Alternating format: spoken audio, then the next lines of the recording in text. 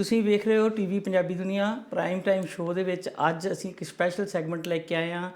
ਅੱਜ ਦਿਨ ਚੱਲ ਰਹੇ ਨੇ ਜੀ ਸਾਹਿਬਜ਼ਾਦਿਆਂ ਦੀ ਸ਼ਹੀਦੀ ਦੇ ਦਿਨ, ਜਿਨ੍ਹਾਂ ਦੀ ਸ਼ਹੀਦੀ ਨੇ ਸਿੱਖ ਕੌਮ ਦਾ ਜਿਹੜੀ ਕਹਿੰਦੇ ਆ ਕਿ ਇੱਕ ਫਾਊਂਡੇਸ਼ਨ ਰੱਖੀ ਆ। ਔਰ ਇਹਨਾਂ ਦਿਨਾਂ ਦੇ ਵਿੱਚ ਆ ਕੇ ਜਿੱਥੇ ਸਿੱਖ ਪੰਥ ਜਿਹੜਾ ਆ ਇੱਕ ਵਾਰੀ ਤਾਂ ਮੈਂ ਇਹ ਨਹੀਂ ਕਹਿੰਦਾ ਕਿ ਉਦਾਸੀ ਦੇ ਆਲਮ ਚਲੇ ਜਾਂਦਾ ਹੈ, ਪਰ ਉਹਨਾਂ ਨੂੰ ਆਪਣੇ ਵਿਰਸੇ ਨਾਲ ਜੁੜਨ ਲਈ ਇੱਕ ਫੇਰ ਪ੍ਰੇਰਨਾ ਮਿਲਦੀ ਆ। ਬਹੁਤ ਸੁਣਦੇ ਆਏ ਆ ਬਚਪਨ ਤੋਂ ਕਿ ਇਹਨਾਂ ਦਿਨਾਂ ਦੇ ਵਿੱਚ ਖਾਸ ਕਰਕੇ ਜਦੋਂ ਸਭਾ ਹੁੰਦੀ ਸੀ ਫਤਿਹਗੜ੍ਹ ਸਾਹਿਬ ਦੀ, ਤੇ ਫਤਿਹਗੜ੍ਹ ਸਾਹਿਬ ਦੇ ਇਲਾਕੇ ਦੀ ਜਿਹੜੀ ਸੰਗਤ ਸੀ ਉਹ ਭੁੰਜੇ ਸੌਂਦੀ ਸੀ। ਔਰ ਕਈ ਵਾਰ ਤਾਂ ਖਾਣਾ ਵੀ ਜਿਹੜਾ ਉਹ ਨਹੀਂ ਸੀ ਇਹਨਾਂ ਦਿਨਾਂ 'ਚ ਬਣਦਾ, ਕਿਉਂਕਿ ਇਹ ਮਾਹੌਲ ਇਸ ਤਰ੍ਹਾਂ ਦਾ ਹੁੰਦਾ ਸੀ ਕਿ ਛੋਟੇ ਸਾਹਿਬਜ਼ਾਦਿਆਂ ਦੀ ਜਿਹੜੀ ਸ਼ਹੀਦੀ ਆ ਉਹ ਇੱਕ ਬਹੁਤ ਵੱਡਾ ਕਾਰਨਾਮਾ ਆ ਦੁਨੀਆ ਦੇ ਇਤਿਹਾਸ 'ਚ। ਸ਼ਾਇਦ ਹੀ ਇੱਦਾਂ ਦੀ ਕੋਈ ਮਿਸਾਲ ਮਿਲਦੀ ਹੋਵੇ। ਇਹ ਤੋਂ ਵੀ ਪਹਿਲਾਂ ਚਮਕੌਰ ਦਾ ਯੁੱਧ ਹੁੰਦਾ। ਕੱਲ੍ਹ ਹੀ ਮੇਰੇ ਖਿਆਲ ਦਿਨ ਲੰਘ ਕੇ ਗਿਆ। ਮੇਰੇ ਨਾਲ ਅੱਜ ਇਸ ਵਿਸ਼ੇ ਦੇ ਉੱਤੇ ਪੂਰੀ ਗੱਲਬਾਤ ਕਰਨ ਲਈ ਸਰਦਾਰ ਗੁਰਚਰਨ ਸਿੰਘ ਜੂਨਵਾਲਾ ਜਿਹੜੇ ਨੇ ਉਹ ਹਾਜ਼ਰ ਹੋਏ ਆ। ਉਹ ਕਾਫੀ ਜ਼ਿਆਦਾ ਸਿੱਖ ਇਤਿਹਾਸ ਬਾਰੇ ਔਰ ਸਿੱਖ ਫਿਲਾਸਫੀ ਬਾਰੇ ਜਿਹੜੀਆਂ ਗੱਲਾਂ ਬਾਤਾਂ ਸਾਡੇ ਨਾਲ ਆ ਕੇ ਕਰਦੇ ਹੁੰਦੇ ਆ। ਪਹਿਲਾਂ ਉਹਨਾਂ ਦਾ ਸਵਾਗਤ ਕਰ ਲਈਏ ਜੀ। ਜੀ ਆਇਆਂ ਨੂੰ ਤੁਹਾਡਾ ਜੀ। ਵਾਹਿਗੁਰੂ ਜੀ ਕਾ ਖਾਲਸਾ, ਵਾਹਿਗੁਰੂ ਜੀ ਕੀ ਫਤਿਹ ਜੀ। ਸਰਦਾਰ ਗੁਰਜੀਤ ਸਿੰਘ ਜੀ, ਤੁਹਾਨੂੰ ਤੇ ਤੁਹਾਡੇ ਸਾਰੇ ਸਰੋਤਿਆਂ ਨੂੰ ਮੇਰੇ ਵੱਲੋਂ ਫਤਿਹ ਬੁਲਾਈ ਪ੍ਰਵਾਨ ਹੋਵੇ। ਬਹੁਤ ਸ਼ੁਕਰੀਆ ਜੀ। ਵਾਹਿਗੁਰੂ ਜੀ ਕਾ ਖਾਲਸਾ, ਵਾਹਿਗੁਰੂ ਜੀ ਕੀ ਫਤਿਹ। ਅੱਛਾ ਜੂਨਵਾਲਾ ਜੀ, ਮੈਂ ਸ਼ਾਇਦ ਸ਼ਬਦ ਉਦਾਸ ਹੋ ਜਾਂਦੇ ਆ ਜਾਂ ਗਮਗੀਨ। ਸਦਾ ਵਿਗਾਸ, ਉਦਾਸ ਨਹੀਂ ਹੁੰਦੇ। ਕੋਈ ਗੱਲ ਨਹੀਂ। ਤੁਸੀਂ ਪਹਿਲਾਂ ਵੀ ਜਿਹੜਾ ਕੱਲ ਪਿੱਛੇ ਲੰਘ ਕੇ ਗਿਆ ਪ੍ਰੋਗਰਾਮ ਤੋਂ ਉਹਦੇ 'ਚ ਵੀ ਉਦਾਸ ਵਰਤਿਆ। ਹਾਂਜੀ, ਉਦਾਸ ਲਫ਼ਜ਼ ਠੀਕ ਨਹੀਂ ਹੈ, ਨਾ ਹੀ ਗੁਰੂ ਨਾਨਕ ਸਾਹਿਬ ਦੀਆਂ ਉਦਾਸੀਆਂ। ਮੈਂ ਆ ਵੀ ਜ਼ਿਕਰ ਕਰਤਾ, ਮੈਨੂੰ ਪਤਾ ਸੀ ਇਸ ਗੱਲ ਦਾ। ਪ੍ਰਚਾਰ ਦੌਰੇ। ਹਾਂਜੀ ਹਾਂਜੀ, ਪਰ ਲੋਕਾਂ ਦਾ ਮਤਲਬ ਇੱਥੇ ਆ ਕੇ ਸਗੋਂ ਉਹਨਾਂ ਨੂੰ ਉਤਸ਼ਾਹ ਮਿਲਦਾ। ਬੰਦਾ ਬਹਾਦਰ ਨੇ ਆ ਕੇ ਕੀ ਹੋਕਾ ਦਿੱਤਾ ਸੀ। ਆਓ ਚਮਕੌਰ ਨੂੰ ਯਾਦ ਕਰੀਏ, ਆਓ ਸਰਹੰਦ ਨੂੰ ਯਾਦ ਕਰੀਏ। ਇਹ ਹੋਕੇ ਜਿਹੜੇ ਹੈ ਨਾ ਸਿੱਖ ਧਰਮ ਦੇ ਵਿੱਚ, ਜਿਵੇਂ ਜੋ ਬੋਲੇ ਸੋ ਨਿਹਾਲ, ਸਤਿ ਸ੍ਰੀ ਅਕਾਲ, ਇਹ ਚੜ੍ਹਦੀ ਕਲਾ ਦੇ ਸਾਰੇ ਹੈਗੇ। ਜੀ ਬਿਲਕੁਲ। ਔਰ ਇਹ ਦਿਨ ਵਾਕਈ ਉਸ ਤਰ੍ਹਾਂ ਵੀ ਤਾਂ ਜੂਨਵਾਲਾ ਜੀ ਜਿਹੜੇ 18ਵੀਂ ਸਦੀ ਦਾ ਜਦੋਂ ਇਤਿਹਾਸ ਦੀ ਜ਼ਿਕਰ ਕਰਦੇ ਹਾਂ ਤੇ ਉਹ ਸਾਰੇ ਦਾ ਸਾਰਾ ਮੁਗਲਾਂ ਦੇ ਤਸ਼ੱਦਦ ਦਾ ਦੌਰ ਸੀਗਾ। ਮੀਰ ਮੰਨੂ ਦਾ ਸਮਾਂ, ਜ਼ਕਰੀਆ ਖਾਨ ਦਾ ਸਮਾਂ, ਤੇ ਉਹਨੂੰ ਅਸੀਂ ਗੋਲਡਨ ਪੀਰੀਅਡ ਵੀ ਕਹਿੰਦੇ ਆ। ਜਿੱਥੇ ਇੱਕ ਪਾਸੇ ਬੱਚਿਆਂ ਦੇ ਟੋਟੇ ਕਰਕੇ ਗਲਾਂ 'ਚ ਪਵਾਏ ਗਏ, ਕਹਿੰਦੇ ਆ ਜਿਹੜੇ ਸਿੱਖ ਸੀ ਉਸ ਸਮੇਂ ਦੇ ਬਹੁਤ ਘੱਟ ਗਿਣਤੀ 'ਚ ਹੀ ਘੋੜਿਆਂ ਦੀਆਂ ਕਾਠੀਆਂ 'ਤੇ ਰਹਿੰਦੇ ਸੀ, ਸੌਣ ਨੂੰ ਘਰ ਨਹੀਂ ਸੀ, ਜੰਗਲਾਂ 'ਚ ਬਸੇਰਾ ਸੀ, ਖਾਣ ਨੂੰ ਮਿਲ ਗਿਆ ਪਤਾ ਨਹੀਂ ਕਿੱਥੋਂ ਲਿਆਉਂਦੇ ਸੀ, ਥੋੜ੍ਹਾ ਬਹੁਤਾ ਖਾ ਲਿਆ। ਤੇ ਉਸ ਟਾਈਮ ਨੂੰ ਅਸੀਂ ਗੋਲਡਨ ਪੀਰੀਅਡ ਕਹਿੰਦੇ ਆਪਣੀ ਸਿੱਖ ਕੌਮ ਦੀ ਉਸਾਰੀ ਦਾ ਪੀਰੀਅਡ ਹੈ। ਹਾਂਜੀ, ਸਿੱਖ ਕੌਮ ਮਤਲਬ ਜਿਵੇਂ ਕਹਿੰਦੇ ਨਾ ਵੀ ਜਦੋਂ ਸੋਨਾ ਕੋਠਾਰੀ 'ਚ ਪੈ ਕੇ ਸਾਫ਼ ਹੁੰਦਾ, ਉਹ ਪੀਰੀਅਡ ਦੇ ਵਿੱਚ ਸਿੱਖ ਕੌਮ ਚੜ੍ਹਦੀ ਕਲਾ ਵੱਲ ਨੂੰ ਜਾ ਰਹੀ ਹੈ। ਹਾਂਜੀ। ਸੋ ਅੱਛਾ, ਇਹ ਜਿਹੜੇ ਦਿਨ ਨੇ ਜੀ ਸਾਹਿਬਜ਼ਾਦਿਆਂ ਦੇ, ਇਹ ਇਤਿਹਾਸਕ ਪ੍ਰਸੰਗ ਤੋਂ ਜੇ ਵੇਖੀਏ ਤਾਂ ਆਪਾਂ ਇੱਥੋਂ ਗੱਲ ਸ਼ੁਰੂ ਕਰਦੇ ਹਾਂ ਕਿ ਇਤਿਹਾਸਕ ਪ੍ਰਸੰਗ ਤੋਂ ਜੇ ਵੇਖਿਆ ਜਾਵੇ ਕਾਫੀ ਲੰਬਾ ਸਮਾਂ ਅਨੰਦਪੁਰ ਸਾਹਿਬ ਦਾ ਘੇਰਾ ਰਹਿੰਦਾ ਆ ਜੀ। ਔਰ ਇਹਦੇ ਮੂਲ ਕਾਰਨ ਕੀ ਸੀ? ਪਹਿਲਾਂ ਤਾਂ ਮੈਂ ਤੁਹਾਡੇ ਕੋਲ ਇਹ ਜਾਣਨਾ ਚਾਹਾਂਗਾ ਕਿ ਜਿਹੜੀਆਂ ਗੁਰੂ ਗੋਬਿੰਦ ਸਿੰਘ ਸਾਹਿਬ ਦੀਆਂ ਲੜਾਈਆਂ ਹੋਈਆਂ 22 ਧਾਰ ਦੇ ਹਿੰਦੂ ਰਾਜਿਆਂ ਨਾਲ, ਉਹ ਤੋਂ ਬਾਅਦ ਮੁਗਲਾਂ ਨੂੰ ਸੱਦਿਆ ਉਹਨਾਂ ਤੇ ਮੁਗਲਾਂ ਨੇ ਘੇਰਾ ਪਾਇਆ, ਨਾਲ ਸਾਰੇ ਰਲ ਕੇ ਕੋਸ਼ਿਸ਼, ਇਹਦੇ ਪਿੱਛੇ ਮੂਲ ਮੁੱਦਾ ਕੀ ਸੀਗਾ, ਕਾਰਨ ਕੀ ਸੀਗਾ? ਮੂਲ ਮੁੱਦਾ ਮੈਂ ਦੇਖਦਾ ਜੀ, ਜਿਹੜਾ ਵਰਨ ਵੰਡ ਹੈ ਨਾ, ਜੇ ਅੱਜ ਵੀ ਸਿੱਖਾਂ ਦੇ ਨਾਲ BJP RSS ਲੜਦੀ ਹੈ ਜਾਂ ਇਹਨਾਂ ਨੂੰ ਖਤਮ ਕਰਨਾ ਚਾਹੁੰਦੀ ਹੈ, ਕਿਉਂਕਿ ਸਿੱਖ ਧਰਮ ਇੱਕ ਇਹੋ ਜਿਹਾ ਧਰਮ ਹੈ ਜਿਹੜਾ ਵਰਨ ਵੰਡ ਨੂੰ ਖਤਮ ਕਰਦਾ ਹੈ। ਗੁਰੂ ਗੋਬਿੰਦ ਸਿੰਘ ਜੀ ਹੋਣਾ ਦੇ ਨਾਲ ਮੇਰੇ ਖਿਆਲ ਭੰਗਾਣੀ ਦੇ ਯੁੱਧ ਤੋਂ ਬਾਅਦ ਦੀ ਗੱਲ ਆ, ਉਹਨਾਂ ਨੇ ਆਪਣੇ 22 ਧਾਰ ਦੇ ਰਾਜੇ, ਜਿਹਨੂੰ 22 ਹਿੰਦੂ ਪਹਾੜੀ ਰਾਜੇ ਕਹਿੰਦੇ ਆ, ਉਹਨਾਂ ਨੂੰ ਸੱਦ ਕੇ ਕਿਹਾ ਵੀ ਆਓ ਆਪਾਂ ਸਾਰੇ ਜਾਣੇ ਰਲ ਕੇ ਇਕੱਠੇ ਬੈਠ ਕੇ ਵਿਚਾਰ ਵਟਾਂਦਰਾ ਕਰੀਏ ਤੇ ਆਪਾਂ ਅੰਮ੍ਰਿਤ ਛਕ ਕੇ ਇੱਕ ਹੋ ਜਾਈਏ ਤੇ ਫਿਰ ਆਪਾਂ ਇਕੱਠੇ ਹੋ ਕੇ ਲੜਾਈ ਕਰਾਂਗੇ ਮੁਗਲ ਸਲਤਨਤ ਦੇ ਨਾਲ। ਅੱਛਾ ਜੀ। ਉਹਨਾਂ ਨੇ ਇੱਕੋ ਹੀ ਜਵਾਬ ਦਿੱਤਾ ਸੀ ਵੀ ਅਸੀਂ ਇੱਕੋ ਬਾਟੇ 'ਚੋਂ ਅੰਮ੍ਰਿਤ ਨਹੀਂ ਛਕ ਸਕਦੇ। ਮਤਲਬ ਵਰਨ ਵੰਡ ਕਾਇਮ ਰੱਖਾਂਗੇ, ਬਾਕੀ ਜੋ ਤੁਸੀਂ ਕਹੋਗੇ ਉਹ ਕਰਾਂਗੇ। ਇਤਿਹਾਸ 'ਚ ਹਵਾਲਾ ਆਉਂਦਾ ਕਿ ਗੁਰੂ ਸਾਹਿਬ ਨੇ 22 ਧਾਰ ਦੇ ਰਾਜਿਆਂ ਨੂੰ ਕਦੀ ਆਫਰ ਕੀਤਾ ਕਿ ਤੁਸੀਂ ਵੀ ਸਿੱਖ ਪੰਥ ਦਾ ਹਿੱਸਾ ਬਣ ਜਾਓ ਸਿੱਖ 'ਚ? ਹਾਂਜੀ, ਆਉਂਦਾ ਜੀ, ਆਉਂਦਾ। ਅੱਛਾ, ਹਾਂ, ਆਉਂਦਾ ਜੀ। ਇਹਨਾਂ ਨਾਲ ਮੀਟਿੰਗਾਂ ਹੁੰਦੀਆਂ। ਜਦੋਂ ਇਹਨਾਂ ਨੂੰ ਇਹ ਪਤਾ ਲੱਗਦਾ ਹੈ ਵੀ ਇਹ ਸਾਡੇ ਨਾਲ ਤਾਂ ਸਾਡਾ ਹਿੰਦੂ ਧਰਮ, ਬੇਸਿਕਲੀ ਅਸੀਂ ਇਹਨੂੰ ਹਿੰਦੂ ਧਰਮ ਨਾ ਕਹੀਏ। ਮੈਂ ਇਹਨੂੰ ਨਾ ਇੱਕ ਉਧਰ ਸਾਊਥ ਉੜੀਸਾ ਦਾ ਇੱਕ ਬੰਦਾ ਬੋਲ ਰਿਹਾ ਸੀ, ਉਹ ਕਹਿੰਦਾ ਹਿੰਦੂ ਧਰਮ ਕਹਿਣਾ ਗਲਤ ਹੈ, ਇਹ ਬ੍ਰਾਹਮਣ ਧਰਮ ਹੈ। ਬਿਲਕੁਲ ਹਿੰਦੂ ਧਰਮ ਹੀ ਨਹੀਂ ਹੈ। ਉਹ ਕਹਿੰਦਾ ਹਿੰਦੂ ਨਾਂ ਦਾ, ਉਹਨੇ 9 ਮੋਟੇ ਧਰਮਾਂ ਦੇ ਨਾਂ ਗਿਣੇ ਆ, ਉਹ ਕਹਿੰਦਾ ਹਿੰਦੂ ਧਰਮ ਕਹਿਣਾ ਗਲਤ ਹੈ। ਸਿੱਖ ਧਰਮ ਜਿਹੜਾ ਹੈ ਨਾ, ਇਹਦੇ ਵਿੱਚ ਤੁਸੀਂ ਆ ਵੀ ਸਕਦੇ ਆ ਤੇ ਜਾ ਵੀ ਸਕਦੇ ਆ। ਬ੍ਰਾਹਮਣਵਾਦ 'ਚ ਤੁਸੀਂ ਬ੍ਰਾਹਮਣ ਦੇ ਘਰ ਜੰਮੇ ਬ੍ਰਾਹਮਣ ਰਹਿ ਸਕਦੇ, ਨਾ ਐਂਟਰੀ ਹੋ ਸਕਦੀ ਹੈ, ਨਾ ਬਾਹਰ ਜਾ ਸਕਦੇ। ਬਿਲਕੁਲ। ਹਾਂ, ਇਸੇ ਤਰ੍ਹਾਂ ਜਿਹੜੇ ਜਿਹੜੇ ਆਪਣੇ ਹੈਗੇ ਆ ਇਜ਼ਰਾਈਲ ਵਾਲੇ, ਇਹਨਾਂ ਨੂੰ ਕੀ ਕਹਿੰਦੇ ਆਪਾਂ, ਜਿਊਜ਼ ਵੀ ਜੇ ਜੰਮੇ ਆ ਤਾਂ ਜਿਊਜ਼ ਹੈਗੇ ਆ, ਨਹੀਂ ਤਾਂ ਨਹੀਂ। ਤੇ ਐਵੇਂ ਹੀ ਪਾਰਸੀ ਲੋਕ ਹੈ। ਪਾਰਸੀ ਲੋਕਾਂ ਦੀ ਵੀ ਗਿਣਤੀ ਹੁਣ ਬਹੁਤ ਘਟ ਰਹੀ ਹੈ। ਉਹ ਪਾਰਸੀ ਧਰਮ ਵੀ ਆਪਣੇ ਵਿੱਚ ਆਉਣ ਵਾਸਤੇ ਇਜਾਜ਼ਤ ਨਹੀਂ ਦਿੰਦਾ। ਤੁਸੀਂ ਪਾਰਸੀ ਧਰਮ ਅਪਣਾ ਨਹੀਂ ਸਕਦੇ। ਹਿੰਦੂ ਧਰਮ ਹੈ, ਈਸਾਈ ਯਾਨੀ ਕਿ ਬਾਈ ਬਰਥ ਧਰਮ ਹੋ ਸਕਦਾ, ਬਾਹਰੋਂ ਆ ਨਹੀਂ ਸਕਦਾ। ਹਾਂਜੀ। ਸੋ ਸਿੱਖ ਧਰਮ ਇੱਕ ਇਹੋ ਜਿਹਾ ਧਰਮ ਹੈ ਜਿਹਦੇ ਵਰਨ ਵੰਡ ਨੂੰ ਖਤਮ ਕੀਤਾ, ਨਾਲ ਔਰਤਾਂ ਨੂੰ ਉੱਚਾ ਚੁੱਕਿਆ। ਮੈਨੂੰ ਕਰਮ ਸਿੰਘ ਹਿਸਟੋਰੀਅਨ ਦੀ ਗੱਲ ਯਾਦ ਆ ਗਈ, ਜਦੋਂ ਉਹ ਮੱਕੇ ਮਦੀਨੇ ਵੱਲ ਨੂੰ ਜਾਂਦੇ ਆ, ਤੇ ਉਦੋਂ ਬਾਅਦ ਉਹ ਆਪਣੇ ਲਿਖਦੇ ਆ, ਹੁਣ ਮੈਨੂੰ ਯਾਦ ਨਹੀਂ, ਮੈਂ ਉਹਨਾਂ ਦੀਆਂ ਕਈ ਸਾਰੀਆਂ ਕਿਤਾਬਾਂ ਪੜ੍ਹ ਚੁੱਕਿਆ। ਉਹ ਕਹਿੰਦੇ ਜੇ ਕਿਸੇ ਵੀ ਮੁਲਕ ਦੀ ਮਤਲਬ ਤਰੱਕੀ ਦਾ ਦ੍ਰਿਸ਼ ਦੇਖਣਾ ਹੋਵੇ ਤਾਂ ਉਹਨਾਂ ਦੀ ਔਰਤਾਂ ਦੀ ਹਾਲਤ ਦੇਖੋ, ਦਸ਼ਾ ਜਿਹੜੀ ਹਾਲਤ ਉਹ ਵੇਖੋ। ਹਾਂਜੀ, ਔਰਤਾਂ ਦੀ ਹਾਲਤ ਦੇਖੋ ਵੀ ਕੀ ਕਰਦੀਆਂ। ਹੁਣ ਆਪਾਂ ਜਿਹੜੇ ਮੁਲਕ 'ਚ ਰਹਿੰਦੇ ਹਾਂ, ਇੱਥੇ ਔਰਤਾਂ ਗੱਡੀ ਵੀ ਚਲਾਉਂਦੀਆਂ, ਫੈਕਟਰੀਆਂ 'ਚ ਕੰਮ ਕਰਦੀਆਂ, ਸਾਰੇ ਕੰਮ, ਮਿਲਟਰੀ 'ਚ ਵੀ, ਫੌਜ 'ਚ ਵੀ, ਸਾਰੇ ਥਾਂ 'ਤੇ। ਇਹਦਾ ਮਤਲਬ ਇਹ ਮੁਲਕ ਅੱਗੇ ਨੂੰ ਜਾ ਰਿਹਾ ਹੈ। ਜਦੋਂ ਅਸੀਂ ਆਦਮੀ ਔਰ ਔਰਤ ਦਾ ਫਾਸਲਾ ਵੀ ਘਟਾਵਾਂਗੇ ਤਾਂ ਤਰੱਕੀ ਹੋਣੀ ਹੋਣੀ ਹੈ। ਅੱਛਾ ਜੂਨਾਲਾ ਜੀ, ਵੈਸੇ ਚਲੋ ਇਹ ਬੜਾ ਵਿਸ਼ਾ ਬਹੁਤ ਵੱਖਰਾ ਹੈ ਤੇ ਕਿਸੇ ਦਿਨ ਫਿਰ ਨਿੱਠ ਕੇ ਪ੍ਰੋਗਰਾਮ ਕਰਾਂਗੇ ਕਿ ਕੀ ਸੱਚਮੁੱਚ ਸਿੱਖ ਧਰਮ ਵਿੱਚ ਔਰਤ ਨੂੰ ਅੱਜ ਬਰਾਬਰ ਦਾ ਸਨਮਾਨ ਹੈ ਕਿ ਨਹੀਂ। ਇਹ 'ਤੇ ਗੱਲ ਕਰਾਂਗੇ ਕਿਸੇ ਦਿਨ ਆਪਾਂ, ਚਲੋ ਵੱਖਰਾ ਵਿਸ਼ਾ ਹੈ। ਪਰ ਮੈਂ ਇੱਕ ਗੱਲ ਮੇਰੇ ਜ਼ਿਹਨ 'ਚ ਆ ਰਹੀ ਹੈ ਤੁਹਾਡੇ ਨਾਲ ਗੱਲ ਕਰਦਿਆਂ ਤੁਸੀਂ ਕਹਿ ਰਹੇ ਆ ਵੀ ਕਿਸੇ ਧਰਮ ਦੀ ਪ੍ਰਗਤੀ ਜਾਂ ਕਿਸੇ ਧਰਮ ਦੀ ਜਿਹੜੀ ਆ ਹਾਲਾਤ ਦਾ ਸਹੀ ਜਾਇਜ਼ਾ ਲੈਣਾ ਹੈ ਤੇ ਉਸ ਧਰਮ ਦੀਆਂ ਔਰਤਾਂ ਦੀ ਜਾਣਕਾਰੀ ਹੋਣੀ ਜ਼ਰੂਰੀ ਹੈ। ਮੈਨੂੰ ਲੱਗਦਾ ਹੈ ਕਿ ਬੜੀ ਤੇਜ਼ੀ ਨਾਲ ਇਸਲਾਮ ਫੈਲਿਆ, ਧੱਕੇ ਨਾਲ ਫੈਲਿਆ, ਤਲਵਾਰ ਦੇ ਜ਼ੋਰ ਨਾਲ ਫੈਲਿਆ, ਤੇ ਉਹਨਾਂ ਤੇ ਔਰਤਾਂ ਨੂੰ ਅਧਿਕਾਰ ਹੀ ਨਹੀਂ ਦਿੱਤੇ, ਅੱਜ ਵੀ ਨਹੀਂ ਦੇ ਰਹੇ। ਔਰ ਉਹ ਕਿੰਨਾ ਧਰਮ ਦੀ ਨਹੀਂ ਕਿਹਾ ਜੀ, ਮੈਂ ਸਮਾਜ ਦੀ ਕਿਹਾ। ਅੱਛਾ, ਸਮਾਜ ਦੀ ਖੁਸ਼ਹਾਲੀ ਦੀ ਗੱਲ ਕੀਤੀ ਹੈ, ਮੈਂ ਧਰਮ ਦੀ ਖੁਸ਼ਹਾਲੀ ਦੀ ਗੱਲ ਨਹੀਂ ਕੀਤੀ। ਠੀਕ। ਮੈਂ ਧਰਮ ਨੂੰ ਫੈਲਾਉਣ ਵਿੱਚ ਔਰਤ ਦਾ ਸਗੋਂ ਬਹੁਤ ਵੱਡਾ ਹੱਥ ਹੈ। ਮੈਂ ਕਈ ਵਾਰੀ ਸਟੇਜਾਂ ਤੇ ਕਿਹਾ, ਮੈਂ ਵਰਜੀਨੀਆ ਬੋਲ ਕੇ ਆਇਆ ਜੀ 10 ਗ੍ਰੰਥ ਦੇ, ਤੇ ਉੱਥੇ ਔਰਤਾਂ ਬੈਠੀਆਂ ਸੀ, ਕਾਫੀ ਧਿਆਨ ਨਾਲ ਸੁਣ ਰਹੀਆਂ ਸੀ। ਮੈਂ ਕਿਹਾ ਭੈਣੋ, ਬੰਦੇ ਦੀ ਗੱਲ ਪੁੱਤ ਨਹੀਂ, ਧੀ ਨਹੀਂ ਸੁਣਦੀ ਚੰਗੀ ਤਰ੍ਹਾਂ, ਮਾਂ ਦੀ ਗੱਲ ਹੀ ਸੁਣਨੀ ਹੁੰਦੀ ਹੈ। ਜਿਸ ਦੇ ਬੱਚੇ ਦੇ ਕੰਨ 'ਚ ਤੁਸੀਂ ਅੱਜ ਪਾ ਦਿੱਤੇ ਵੀ 4 ਸਾਹਿਬਜ਼ਾਦੇ ਕੌਣ, 5 ਪਿਆਰੇ ਕੌਣ, 10 ਗੁਰੂ ਕੌਣ, ਗੁਰੂ ਗ੍ਰੰਥ ਸਾਹਿਬ 'ਚ ਬਾਣੀ ਕਿਹੜੇ ਕਿਹੜੇ ਗੁਰੂਆਂ ਦੀ ਕਿੰਨੀ ਬਾਣੀ ਹੈ, ਕਿਹੜੇ ਭਗਤ, ਕਿਹੜੇ ਭੱਟ, ਕਿਹੜੇ ਸਿੱਖਾਂ ਦੀ ਬਾਣੀ ਹੈ, ਇਹ ਤਾਂ ਸਿੱਖ ਲੈਣਗੇ। ਪਰ ਬਾਪ ਕੋਲੇ ਤਾਂ ਪੁੱਤਰ ਪੈਸੇ ਵਾਸਤੇ ਜਾਂਦਾ ਹੈ ਜਦੋਂ ਮੁੱਕ ਜਾਏ। ਗੱਲ ਤੁਹਾਡੀ ਬਿਲਕੁਲ ਸਹੀ ਆ। ਅੱਜ ਦੇ ਸਮੇਂ ਮੁਤਾਬਕ ਬਾਈ ਬਿਲਕੁਲ ਇਸ ਸੰਦਰਭ 'ਚ ਗੱਲ ਤੁਹਾਡੀ ਬਿਲਕੁਲ ਸਹੀ। ਇਸ ਕਰਕੇ ਜੇ ਕਿਸੇ ਧਰਮ ਨੂੰ ਬਚਾਉਣਾ ਵੀ ਹੋ ਤਾਂ ਉਹਨੂੰ ਦੇਖੋ ਨਾ, ਹੁਣ ਜਦੋਂ ਸਿੰਘ ਜੰਗਲਾਂ 'ਚ ਹੈ ਤੇ ਉਹ ਜਦੋਂ ਜ਼ਕਰੀਆ ਖਾਨ ਬੈਠ ਕੇ ਗੱਲਾਂ ਕਰਦਾ ਸੂਬੇਦਾਰ ਲਾਹੌਰ ਨਾਲ, ਵਜ਼ੀਰ ਖਾਨ ਨਾਲ, ਕਹਿੰਦਾ ਵੀ ਇਹ ਕਿੱਥੋਂ ਆਉਂਦੇ ਆ? ਕਹਿੰਦਾ ਜੀ ਇਹ ਪਲੇ ਪਲਾਏ ਆਉਂਦੇ, ਪਲੇ ਪਲਾਏ ਆਉਂਦੇ ਆ। ਵੀ ਔਰਤਾਂ ਇੱਕ ਵਾਰ ਪ੍ਰੈਗਨੈਂਟ ਹੁੰਦੀਆਂ, ਜਨਮ ਦਿੰਦੀਆਂ, ਮੁੜ ਕੇ ਪਾਲ ਪੂਲ ਕੇ ਇਹਨਾਂ ਨੂੰ ਸਿੱਖ ਬਣਾ ਕੇ ਬਾਹਰ ਲੜਾਈ ਵਾਸਤੇ ਭੇਜ ਦਿੰਦੀਆਂ। ਪਲੇ ਪਲਾਏ ਦਾ ਮਤਲਬ ਇਹ ਹੈ ਵੀ ਸਾਨੂੰ ਤਾਂ ਉਦੋਂ ਹੀ ਪਤਾ ਲੱਗਦਾ ਜਦੋਂ ਇਹਨਾਂ ਦੇ ਹੱਥ 'ਚ ਤਲਵਾਰ ਹੁੰਦੀ ਹੈ। ਅੱਛਾ, ਇੱਕ ਹੋਰ ਬੜਾ ਪ੍ਰਸੰਗ ਆਉਂਦਾ, ਖਾਸ ਕਰਕੇ ਸ਼ਾਇਦ ਅਬਦਾਲੀ ਨੇ ਪੁੱਛਿਆ ਸੀ ਜ਼ਕਰੀਆ ਖਾਨ ਨੂੰ ਕਿ ਇਹ ਬੰਦੇ ਰਹਿੰਦੇ ਕਿੱਥੇ ਜਾ ਰਹੇ, ਇਹਨਾਂ ਦਾ ਖਤਮ ਕਰੀਏ। ਉਹਨੇ ਕਿਹਾ ਵੀ ਇਹਦੇ ਰਹਿੰਦੇ ਘੋੜਿਆਂ ਦੀਆਂ ਕਾਠੀਆਂ ਤੇ ਬਸੇਰਾ ਜੰਗਲ 'ਚ ਇੱਦਾਂ ਹੀ ਆ। ਤੇ ਉਹਨੇ ਕਿਹਾ ਫਿਰ ਸਾਵਧਾਨ ਹੋ ਜਾ, ਇਹ ਬੜੀ ਛੇਤੀ ਆਉਣ ਵਾਲੇ, ਇਹ ਆਉਣ ਵਾਲੇ ਸਮੇਂ ਦੇ ਵਿੱਚ ਇਹ ਇਸ ਮੁਲਕ ਦੇ ਬਾਦਸ਼ਾਹ ਹੋਣਗੇ। ਹਾਂਜੀ, ਇਹ ਬੜਾ ਰੈਫਰੈਂਸ ਆਉਂਦਾ ਸੁਣਦੇ ਅਕਸਰ। ਉਹ ਅਬਦਾਲੀ ਨੇ ਮੇਰਾ ਖਿਆਲ 9ਵੇਂ ਹਮਲੇ ਦੇ ਵਿੱਚ ਲਹਿਣੇ ਨੂੰ, ਭਾਈ ਲਹਿਣਾ ਜਿਹੜਾ ਆਪਣਾ ਭੰਗੀ ਮਿਸਲ ਦਾ ਲਹਿਣਾ ਹੈਗਾ, ਉਹਨੂੰ ਆਪਣੇ ਉੱਠ ਆਪਣੇ ਭਰ ਕੇ ਉੱਠਾਂ ਤੇ ਲੱਦ ਕੇ ਮੇਵੇ ਭੇਜੇ ਸੀ ਤੇ ਵੀ ਤੂੰ ਸੂਬੇਦਾਰੀ ਲੈ ਲਾ। ਉਹ ਕਹਿੰਦਾ ਅਸੀਂ ਕਿਸੇ ਤੋਂ ਮੰਗ ਕੇ ਭੀਖ 'ਚ ਸੂਬੇਦਾਰੀ ਨਹੀਂ ਲੈਂਦੇ। ਤੇ ਉਹਨੇ ਮੁੱਠ ਛੋਲਿਆਂ ਦੀ ਭੇਜੀ ਸੀ, ਸਾਡਾ ਖਾਈਆ ਆਇਆ ਸਿਪਾਹੀਆਂ ਦਾ, ਇਹ ਬਾਦਸ਼ਾਹਾਂ ਦਾ ਖਾਣਾ ਹੈ, ਸਾਨੂੰ ਪਾਤਸ਼ਾਹੀ ਸਾਡੇ ਗੁਰੂ ਨੇ ਬਖਸ਼ੀ ਹੈ, ਅਸੀਂ ਇਹ ਤੇਰੇ ਕੋਲੋਂ ਭੀਖ 'ਚ ਆਪਣੀ ਲਾਹੌਰ ਦੀ ਸੂਬੇਦਾਰੀ ਨਹੀਂ ਲੈਣੀ। ਉਹਨਾਂ ਨੇ ਠੁਕਰਾਤਾ ਸੀ ਜਿਹਨੂੰ ਉਹ ਸੂਬੇਦਾਰ ਬਣਾ ਕੇ ਗਏ ਸੀ। ਹੁਣ ਮੈਨੂੰ ਨਾਂ ਉਹਦਾ ਬੰਦੇ ਦਾ ਯਾਦ ਨਹੀਂ ਆਉਂਦਾ। ਤੇ ਜਦੋਂ ਆਪਣੇ ਅਬਦਾਲੀ ਗਏ ਨੂੰ 10 ਦਿਨ ਨਹੀਂ ਹੋਏ ਸੀ, ਉਹਨਾਂ ਨੇ ਉਹਨੂੰ ਕੁੱਟ ਮਾਰ ਕੇ ਭਜਾਇਆ ਤੇ ਸੂਬੇਦਾਰੀ ਫਿਰ ਕਾਬਜ਼ ਹੋ ਗਈ। ਅੱਛਾ, ਫਿਰ ਆਪਾਂ ਉਸੇ ਪ੍ਰਸੰਗ ਆ ਲਈਏ, ਚਮਕੌਰ ਦੇ ਯੁੱਧ ਤੇ ਆਪਾਂ ਅੱਜ ਮੇਨ ਗੱਲ ਕਰਨੀ। ਮੈਂ ਚਾਹਾਂਗਾ ਜੇ ਤੁਹਾਡੇ ਕੋਲ ਸਮਾਂ ਹੋਵੇ ਤੇ ਛੋਟੇ ਸਾਹਿਬਜ਼ਾਦਿਆਂ ਦੀ ਸ਼ਹੀਦੀ ਤੇ ਵੀ ਇਹਨਾਂ ਦਿਨਾਂ 'ਚ ਗੱਲ ਕਰ ਲਾਂਗੇ ਕਿਸੇ ਦਿਨ। ਮੈਂ ਇਹ ਤੁਹਾਡੇ ਕੋਲ ਜਾਣਨਾ ਚਾਹ ਰਿਹਾ ਸੀ ਵੀ ਇੱਕ ਤੇ ਤੁਸੀਂ ਮੁੱਖ ਦੱਸ ਦਿੱਤਾ ਮੈਨੂੰ ਕਿ ਜਿਹੜਾ ਜਾਤ ਪਾਤ ਦਾ ਜਾਂ ਜਿਹੜਾ ਹਿੰਦੂ ਧਰਮ ਦੀ ਪ੍ਰਥਾ ਜਾਂ ਬ੍ਰਾਹਮਣਵਾਦ ਦੀ ਜਿਹੜੀ ਪ੍ਰਥਾ ਕਿ ਬਰਾਬਰ ਦਾ ਦਰਜਾ ਨਹੀਂ ਦੇਣਾ, ਉਹਦੇ ਤੋਂ ਉਹਨਾਂ ਨੂੰ ਪਸੰਦ ਨਹੀਂ ਸੀ ਗੁਰੂ ਸਾਹਿਬ ਦਾ ਫਲਸਫਾ। ਇੱਕ ਤੇ ਇਹ ਗੱਲ ਸੀਗੀ। ਦੂਸਰਾ ਇਹ ਕਿਹਾ ਜਾਂਦਾ ਹੈ ਕਿ ਉਹਨਾਂ ਨੂੰ ਇਹ ਵੀ ਸੀ ਕਿ ਗੁਰੂ ਸਾਹਿਬ ਦਾ ਜਿਹੜਾ ਇਕਬਾਲ ਵੱਧ ਰਿਹਾ ਸੀ, ਜਾਹੋ ਜਲਾਲ ਸੀ, ਜਿੱਦਾਂ ਫੌਜ ਸੀ, ਘੋੜਿਆਂ ਦੀ ਟ੍ਰੇਨਿੰਗ ਸੀ, ਜਾਂ ਉਹ ਤੋਂ ਵੀ ਕਿਤੇ ਉਹਨਾਂ ਨੂੰ ਲੱਗਦਾ ਸੀ ਕਿ ਕੱਲ੍ਹ ਨੂੰ ਸਾਡੇ ਲਈ ਇਹ ਖਤਰਾ ਪੈਦਾ ਹੋ ਸਕਦੇ। ਜਦੋਂ ਭਗਾਣੀ ਦਾ, ਨਦੌਣ ਦਾ ਯੁੱਧ ਜਿੱਤ ਲਿਆ, ਉਦੋਂ ਖਤਰਾ ਤਾਂ ਖੜਾ ਹੋ ਗਿਆ।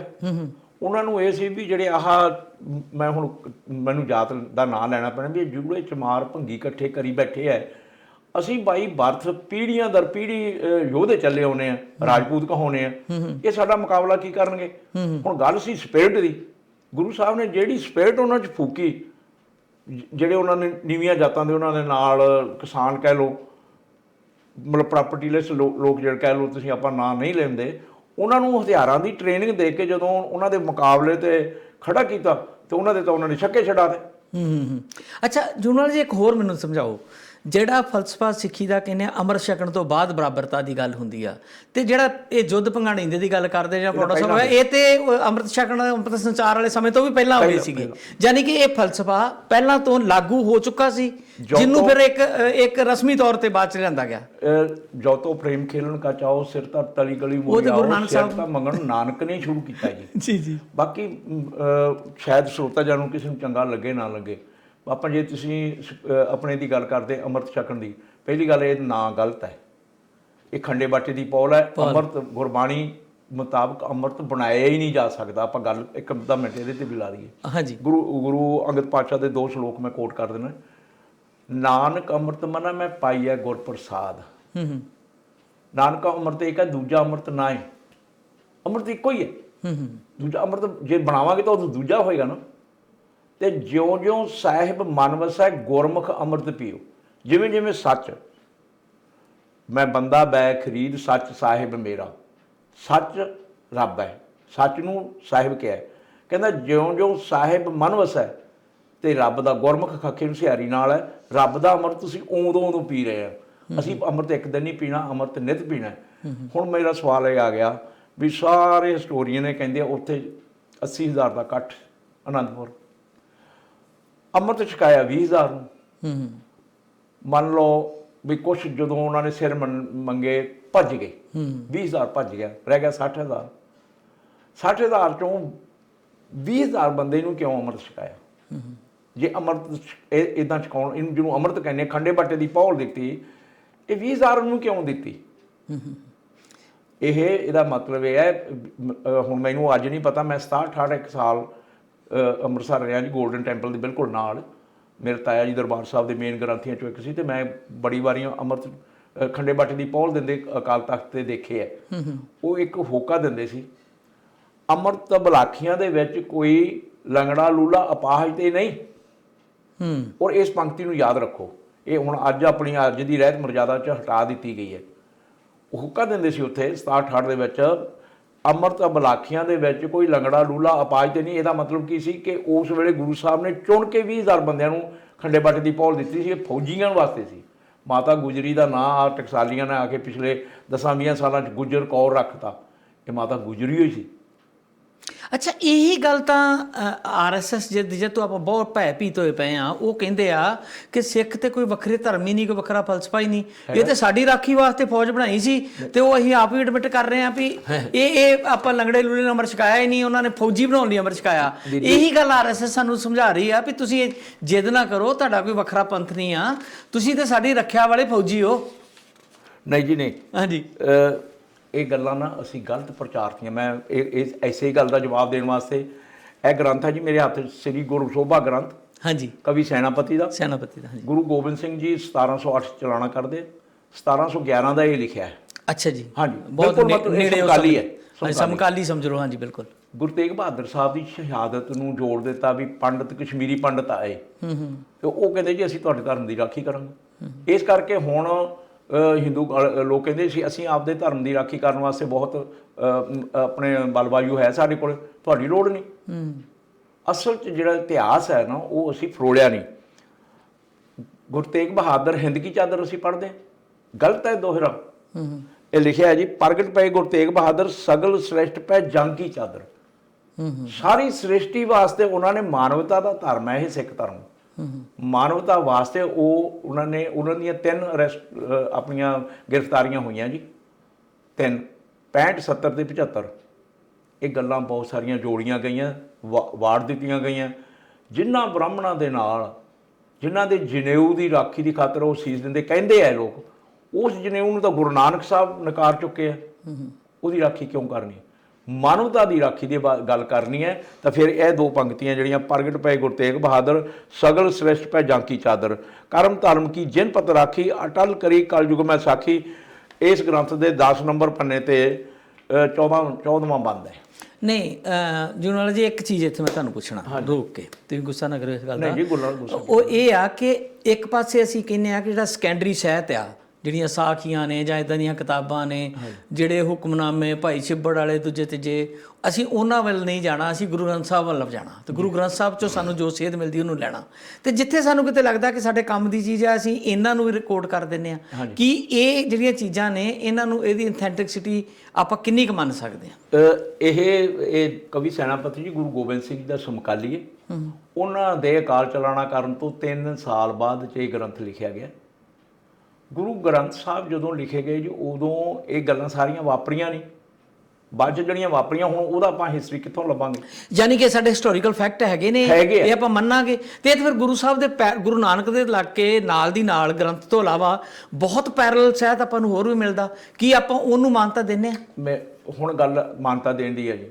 ਜਿਹੜੀ ਗੱਲ ਸਗਲ ਸ੍ਰਿਸ਼ਟ ਪੈ ਜਾਂਕੀ ਚਾਦਰ, ਇਹ ਗੁਰੂ ਗ੍ਰੰਥ ਸਾਹਿਬ ਦੇ ਸਿਧਾਂਤ ਨਾਲ ਮੇਲ ਖਾਂਦੀ ਹੈ।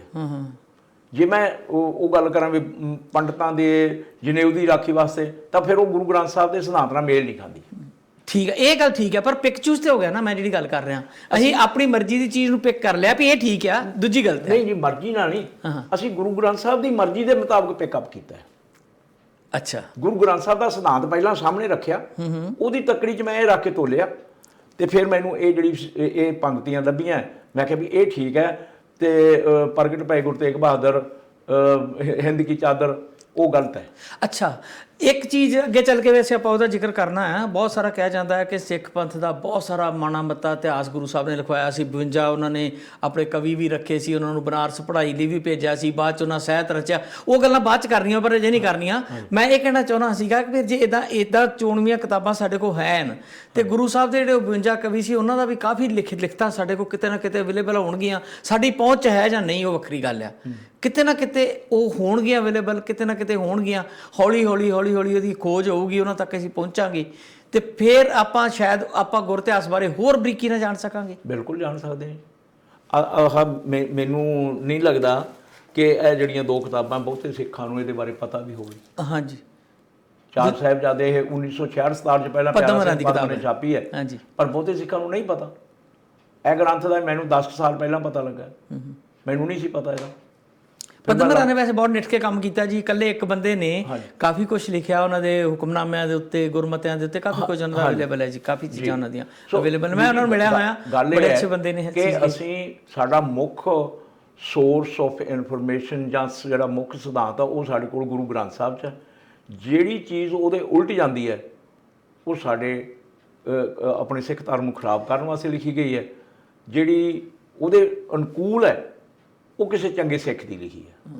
ਅੱਛਾ ਜੂਨਾਲ ਜੀ, ਮੈਨੂੰ ਇਹ ਦੱਸੋ ਵੀ ਗੁਰੂ ਗ੍ਰੰਥ ਸਾਹਿਬ ਤੇ ਹੋ ਗਿਆ ਸਾਡਾ ਇੱਕ ਅਧਿਆਤਮਿਕ ਗ੍ਰੰਥ, ਸਾਡੀ ਫਿਲਾਸਫੀ, ਸਾਡਾ ਅਧਿਆਤਮਿਕਵਾਦ ਨਾ ਕਹੋ ਇਹਨੂੰ, ਰਹਿਣ ਸਹਿਣ ਦਾ ਢੰਗ। ਅੱਛਾ, ਅਧਿਆਤਮਿਕਵਾਦ ਨੂੰ, ਇਹ ਅਧਿਆਤਮਿਕ ਲਫ਼ਜ਼ 3 ਜਾਂ 4 ਵਾਰ ਆਉਂਦਾ ਹੈ। ਉਹਨੂੰ ਕੱਟਿਆ ਹੋਇਆ ਇਹਦੇ ਵਿੱਚ, ਇਸੇ ਹੀ ਗ੍ਰੰਥ 'ਚ, ਗੁਰੂ ਗ੍ਰੰਥ ਸਾਹਿਬ 'ਚ। ਅਧਿਆਤਮ ਕਰਮ ਕਰੇ ਤਾਂ ਸਾਚਾ, ਅਧਿਆਤਮਿਕ ਕਰਮ ਕਾਂਡ, ਇਹਨੂੰ ਕਰਕੇ ਸੱਚਾ ਬਣਿਆ ਬੈਠਾ। ਹੁਣ ਮੈਨੂੰ ਅਗਲੀ ਪੰਕਤੀ ਤੁਹਾਡੇ ਨਾਲ ਇੰਟਰਪਟ ਹੋਣ ਨਾਲੋਂ ਭੁੱਲ ਗਈ, ਆ ਜਾਏਗੀ ਯਾਦ। ਅਧਿਆਤਮਿਕ ਕਰਮ ਕਰੇ ਸੱਚਾ, ਇਹਨਾਂ 3 ਵਾਰਾਂ ਇਹ ਲਫ਼ਜ਼ ਵਰਤ ਕੇ ਗੁਰੂ ਗ੍ਰੰਥ ਸਾਹਿਬ 'ਚ ਅਧਿਆਤਮਿਕ ਲਫ਼ਜ਼ ਨੂੰ ਕੱਟਿਆ ਹੋਇਆ। ਉਹ ਤੇ ਬਾਅਦ 'ਚ ਚਲੋ ਮੇਰੇ ਉਹ ਗੱਲ ਤਾਂ ਨਹੀਂ ਮੇਲ ਖਾਂਦੀ, ਮੈਨੂੰ ਥੋੜ੍ਹਾ ਜਿਹਾ ਰੈਫਰੈਂਸ ਯਾਦ ਆ ਰਿਹਾ। ਇੱਕ ਆਪਣਾ ਪੰਜਾਬੀ ਦਾ ਵੱਡਾ ਕਵੀ ਮਹਾਰਾਜਾ ਰਣਜੀਤ ਸਿੰਘ ਵੇਲੇ, ਬਹੁਤ ਪਿੱਛੋਂ ਦੀ ਗੱਲ ਆ, ਹਾਸ਼ਮ, ਉਹ ਵੀ ਲਿਖਦਾ ਆ। ਉਹ ਵੀ ਇਹ ਜਿਹੜਾ ਕਹਿੰਦਾ, ਰੱਬ ਦਾ ਆਸ਼ਿਕ ਹੋਣ ਸਿਖਾਲਾ, ਬਹੁਤ ਸਿਖਾਲੀ ਬਾਜੀ। ਹਾਂਜੀ, ਹੈ ਤਸਬੀਹ ਪਕੜ ਬੈਠੇ ਹੋ, ਪਤਾ ਨਹੀਂ ਕੀ ਹਾਲ, ਤੇ ਲੋਕੀ ਤੁਹਾਨੂੰ ਆਣ ਕੇ ਮੱਥੇ ਟੇਕਦੇ ਆ।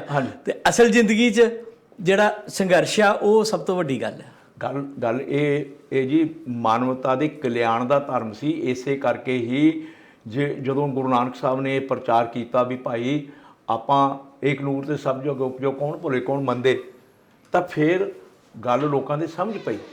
ਜਿਹੜੇ ਬੰਦੇ ਲਤਾੜੇ ਗਏ ਉਹ ਉੱਠ ਖੜੇ, ਤੇ ਰੈਵੋਲੂਸ਼ਨਰੀ ਸਿਧਾਂਤ ਇਹ ਹੈਗਾ, ਰੈਵੋਲੂਸ਼ਨ ਹੋਇਆ ਹੈ। ਅਦਰਵਾਈਜ਼ ਇਹ ਇੰਨੀ ਇੰਨੀ ਸ਼ਿੱਦਤ ਨਾਲ ਲੋਕਾਂ ਨੇ ਹੋਰ ਕਿਸੇ ਵੀ ਧਰਮ ਦੇ ਵਿੱਚ ਮੈਨੂੰ ਲੜਾਈਆਂ ਹੋਈਆਂ ਤਾਂ ਮੈਨੂੰ ਪਤਾ, ਮੈਂ ਧਰਮ ਆਪਣੇ ਯੂਰਪ ਦੇ ਵਿੱਚ ਵੀ ਰਹਿੰਦੇ ਨੇ, ਥੋੜ੍ਹਾ ਬਹੁਤਾ ਪੜ੍ਹਿਆ, ਪਰ ਇੱਦਾਂ ਦੀਆਂ ਲੜਾਈਆਂ ਕਿਸੇ ਨੇ ਨਹੀਂ ਲੜੀਆਂ।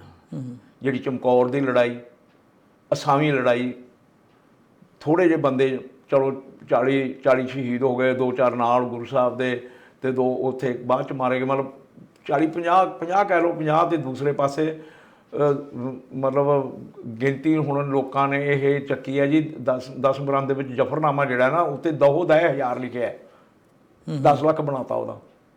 ਦਹੋ ਦਹਿ ਹਜ਼ਾਰ ਦਾ ਮਤਲਬ ਕੀ ਨਿਕਲਦਾ ਸੀਗਾ ਵੈਸੇ? 10 ਨੂੰ 10,000 ਨਾਲ ਮਲਟੀਪਲਾਈ ਕਰੋ ਤਾਂ ਲੱਖ ਹੀ ਬਣਦਾ ਹੈ। ਅੱਛਾ ਜੀ। ਪਰ ਇਹਦਾ 10 ਲੱਖ ਬਣਾਇਆ ਹੋਇਆ, ਦਹੋ ਦਹਿ ਹਜ਼ਾਰ।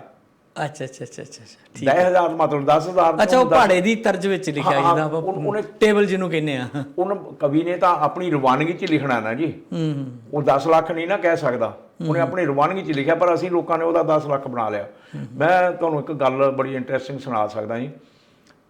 ਸੁਰਜੀਤ ਸਿੰਘ ਮਿਸ਼ਨਰੀ ਨੂੰ ਬਹੁਤ ਲੋਕੀ ਜਾਣਦੇ ਆ, ਕਥਾ ਕਰਨ ਇੱਥੇ ਕੈਨੇਡਾ 'ਚ ਵੀ ਆਏ, ਅਤੇ ਮੈਂ ਇਹ 94 ਜਾਂ 95 ਦੀ ਗੱਲ ਹੋਣੀ ਹੈ, ਮੈਂ 99 'ਚ ਇੱਥੇ ਸ਼ਿਫਟ ਹੋਣਾ, ਅਤੇ ਉੱਥੇ ਗੁਰਦੁਆਰਾ ਸਾਹਿਬ ਉਹਨਾਂ ਨੇ ਇਹਨਾਂ ਦਿਨਾਂ ਦੇ ਵਿੱਚ ਕਥਾ ਕਰਾਈ।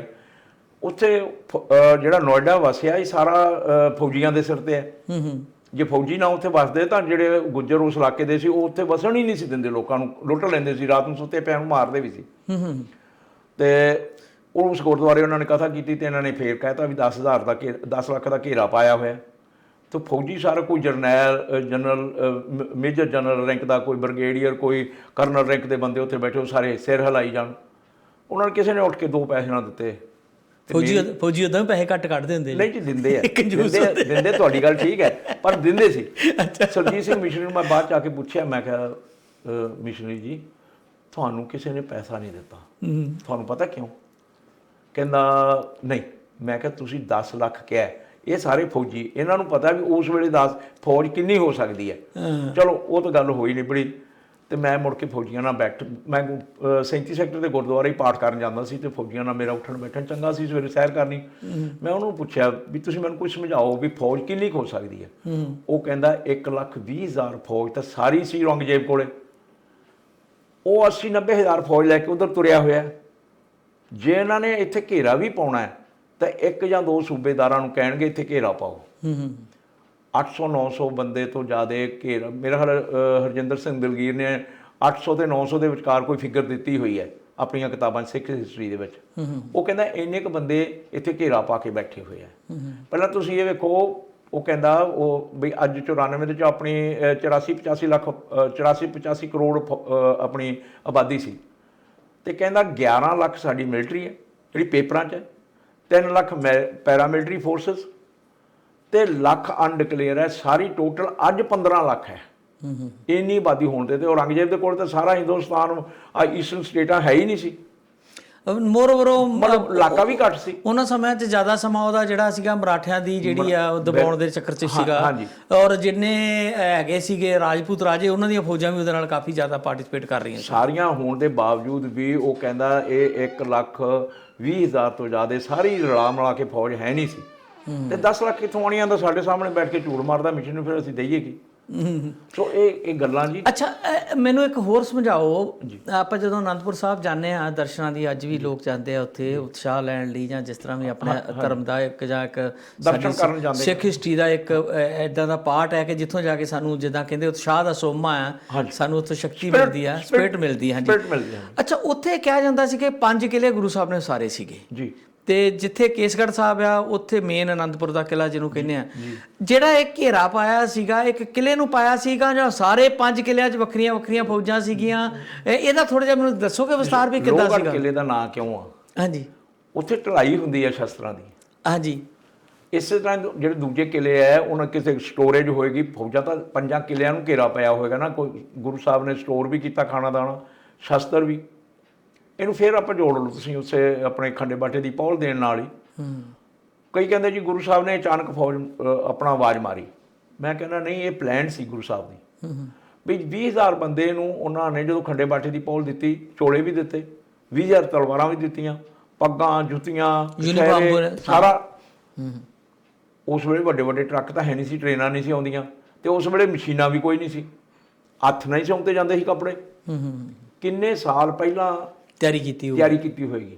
ਉਹ ਕਿੰਨੇ ਗੱਡੇ ਲੱਦੇ ਜਾਣਗੇ, 20,000 ਚੋਲੇ, 20,000 ਪੱਗਾਂ, ਕਛਹਿਰੇ, ਕਿਰਪਾਨਾਂ, ਕਿੰਨੇ ਗੱਡਿਆਂ ਤੇ ਸਮਾਨ ਲੁੱਦ ਕੇ ਉੱਥੋਂ ਲਿਆ ਕੇ ਰੱਖਿਆ ਹੋਏਗਾ। ਨਹੀਂ, ਇਹ ਵੀ ਇਤਿਹਾਸ 'ਚ ਹਵਾਲਾ ਹੈ ਕਿ ਉਹ ਚੀਜ਼ਾਂ ਯੂਨੀਫਾਰਮ ਵੀ ਗੁਰੂ ਸਾਹਿਬ ਨੇ ਆਪਣੇ ਕੋਲੋਂ ਦਿੱਤੀ, ਜਾਂ ਉਹਨਾਂ ਨੂੰ ਕਿਹਾ ਗਿਆ ਕਿ ਇਦਾਂ ਦਾ ਪਹਿਰਾਵਾ ਬਣਾ ਲਿਆ ਜਾਵੇ। ਮੇਰੇ ਖਿਆਲ 'ਚ ਵੀ ਇਹ ਵੀ ਗੱਲ ਮੈਨੂੰ ਥੋੜੀ ਜਿਹੀ ਅਤਕਥਨੀ ਲੱਗਦੀ ਆ ਕਿ 20,000 ਬੰਦੇ ਨੂੰ ਗੁਰੂ ਸਾਹਿਬ ਪਹਿਲਾਂ ਸਟਿਚ ਕਰਾਉਣ, ਫਿਰ ਉਹ ਦੇਣ ਚੀਜ਼ਾਂ। ਇਹ ਹੋ ਸਕਦਾ ਕਿ ਇੱਕ ਸਿੰਬੋਲਿਕਲੀ ਇੱਕ ਚੀਜ਼ ਉਹਨਾਂ ਦੱਸਦੀ ਹੋਵੇ ਵੀ ਖਾਲਸੇ ਦੀ ਆ ਯੂਨੀਫਾਰਮ ਹੋਏਗੀ ਤੇ ਇਦਾਂ ਦਾ ਪਹਿਰਾਵਾ ਆਪਾਂ ਸਾਰੇ ਅੱਗੇ ਤੋਂ ਬਣਾਉਣਾ ਸ਼ੁਰੂ ਕਰ ਦਈਏ।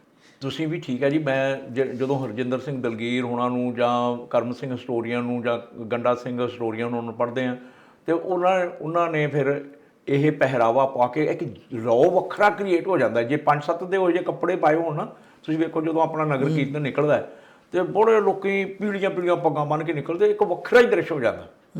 ਉਹਨਾਂ ਨੇ ਕੁਝ ਕਰਨਾ ਤਾਂ ਲੋਕਾਂ ਨੂੰ ਵੱਖਰਾ ਸਮਝਾਉਣ ਵਾਸਤੇ ਹੈ। ਹੋ ਸਕਦਾ 20,000 ਨਾਲ 10,000 ਨੂੰ ਦਿੱਤਾ ਹੋਵੇ। ਉਹ ਤੇ ਸਰਦਾਰ ਗੁਰਚਰਨ ਸਿੰਘ ਜੀ ਆਪਣਾ ਸਾਨੂੰ ਜਿਹੜਾ ਸਿੱਖੀ ਦਾ ਜਿਹੜਾ ਸਾਡਾ ਰੂਪ ਦੇਤਾ, ਉਹ ਵੀ ਤਾਂ ਦੂਜਿਆਂ ਨੂੰ ਵੱਖਰਾ ਹੁੰਦਾ ਹੀ ਹੈ ਨਾ। ਹੁਣ ਤੁਹਾਡਾ ਦਾੜਾ ਪ੍ਰਕਾਸ਼ ਹੋਇਆ, ਪਗੜੀ ਵੱਜੀ ਆ, ਤੇ ਆਪਾਂ ਮਿਲਦੇ ਹੀ ਨਹੀਂ ਕਿਸੇ ਨਾਲ।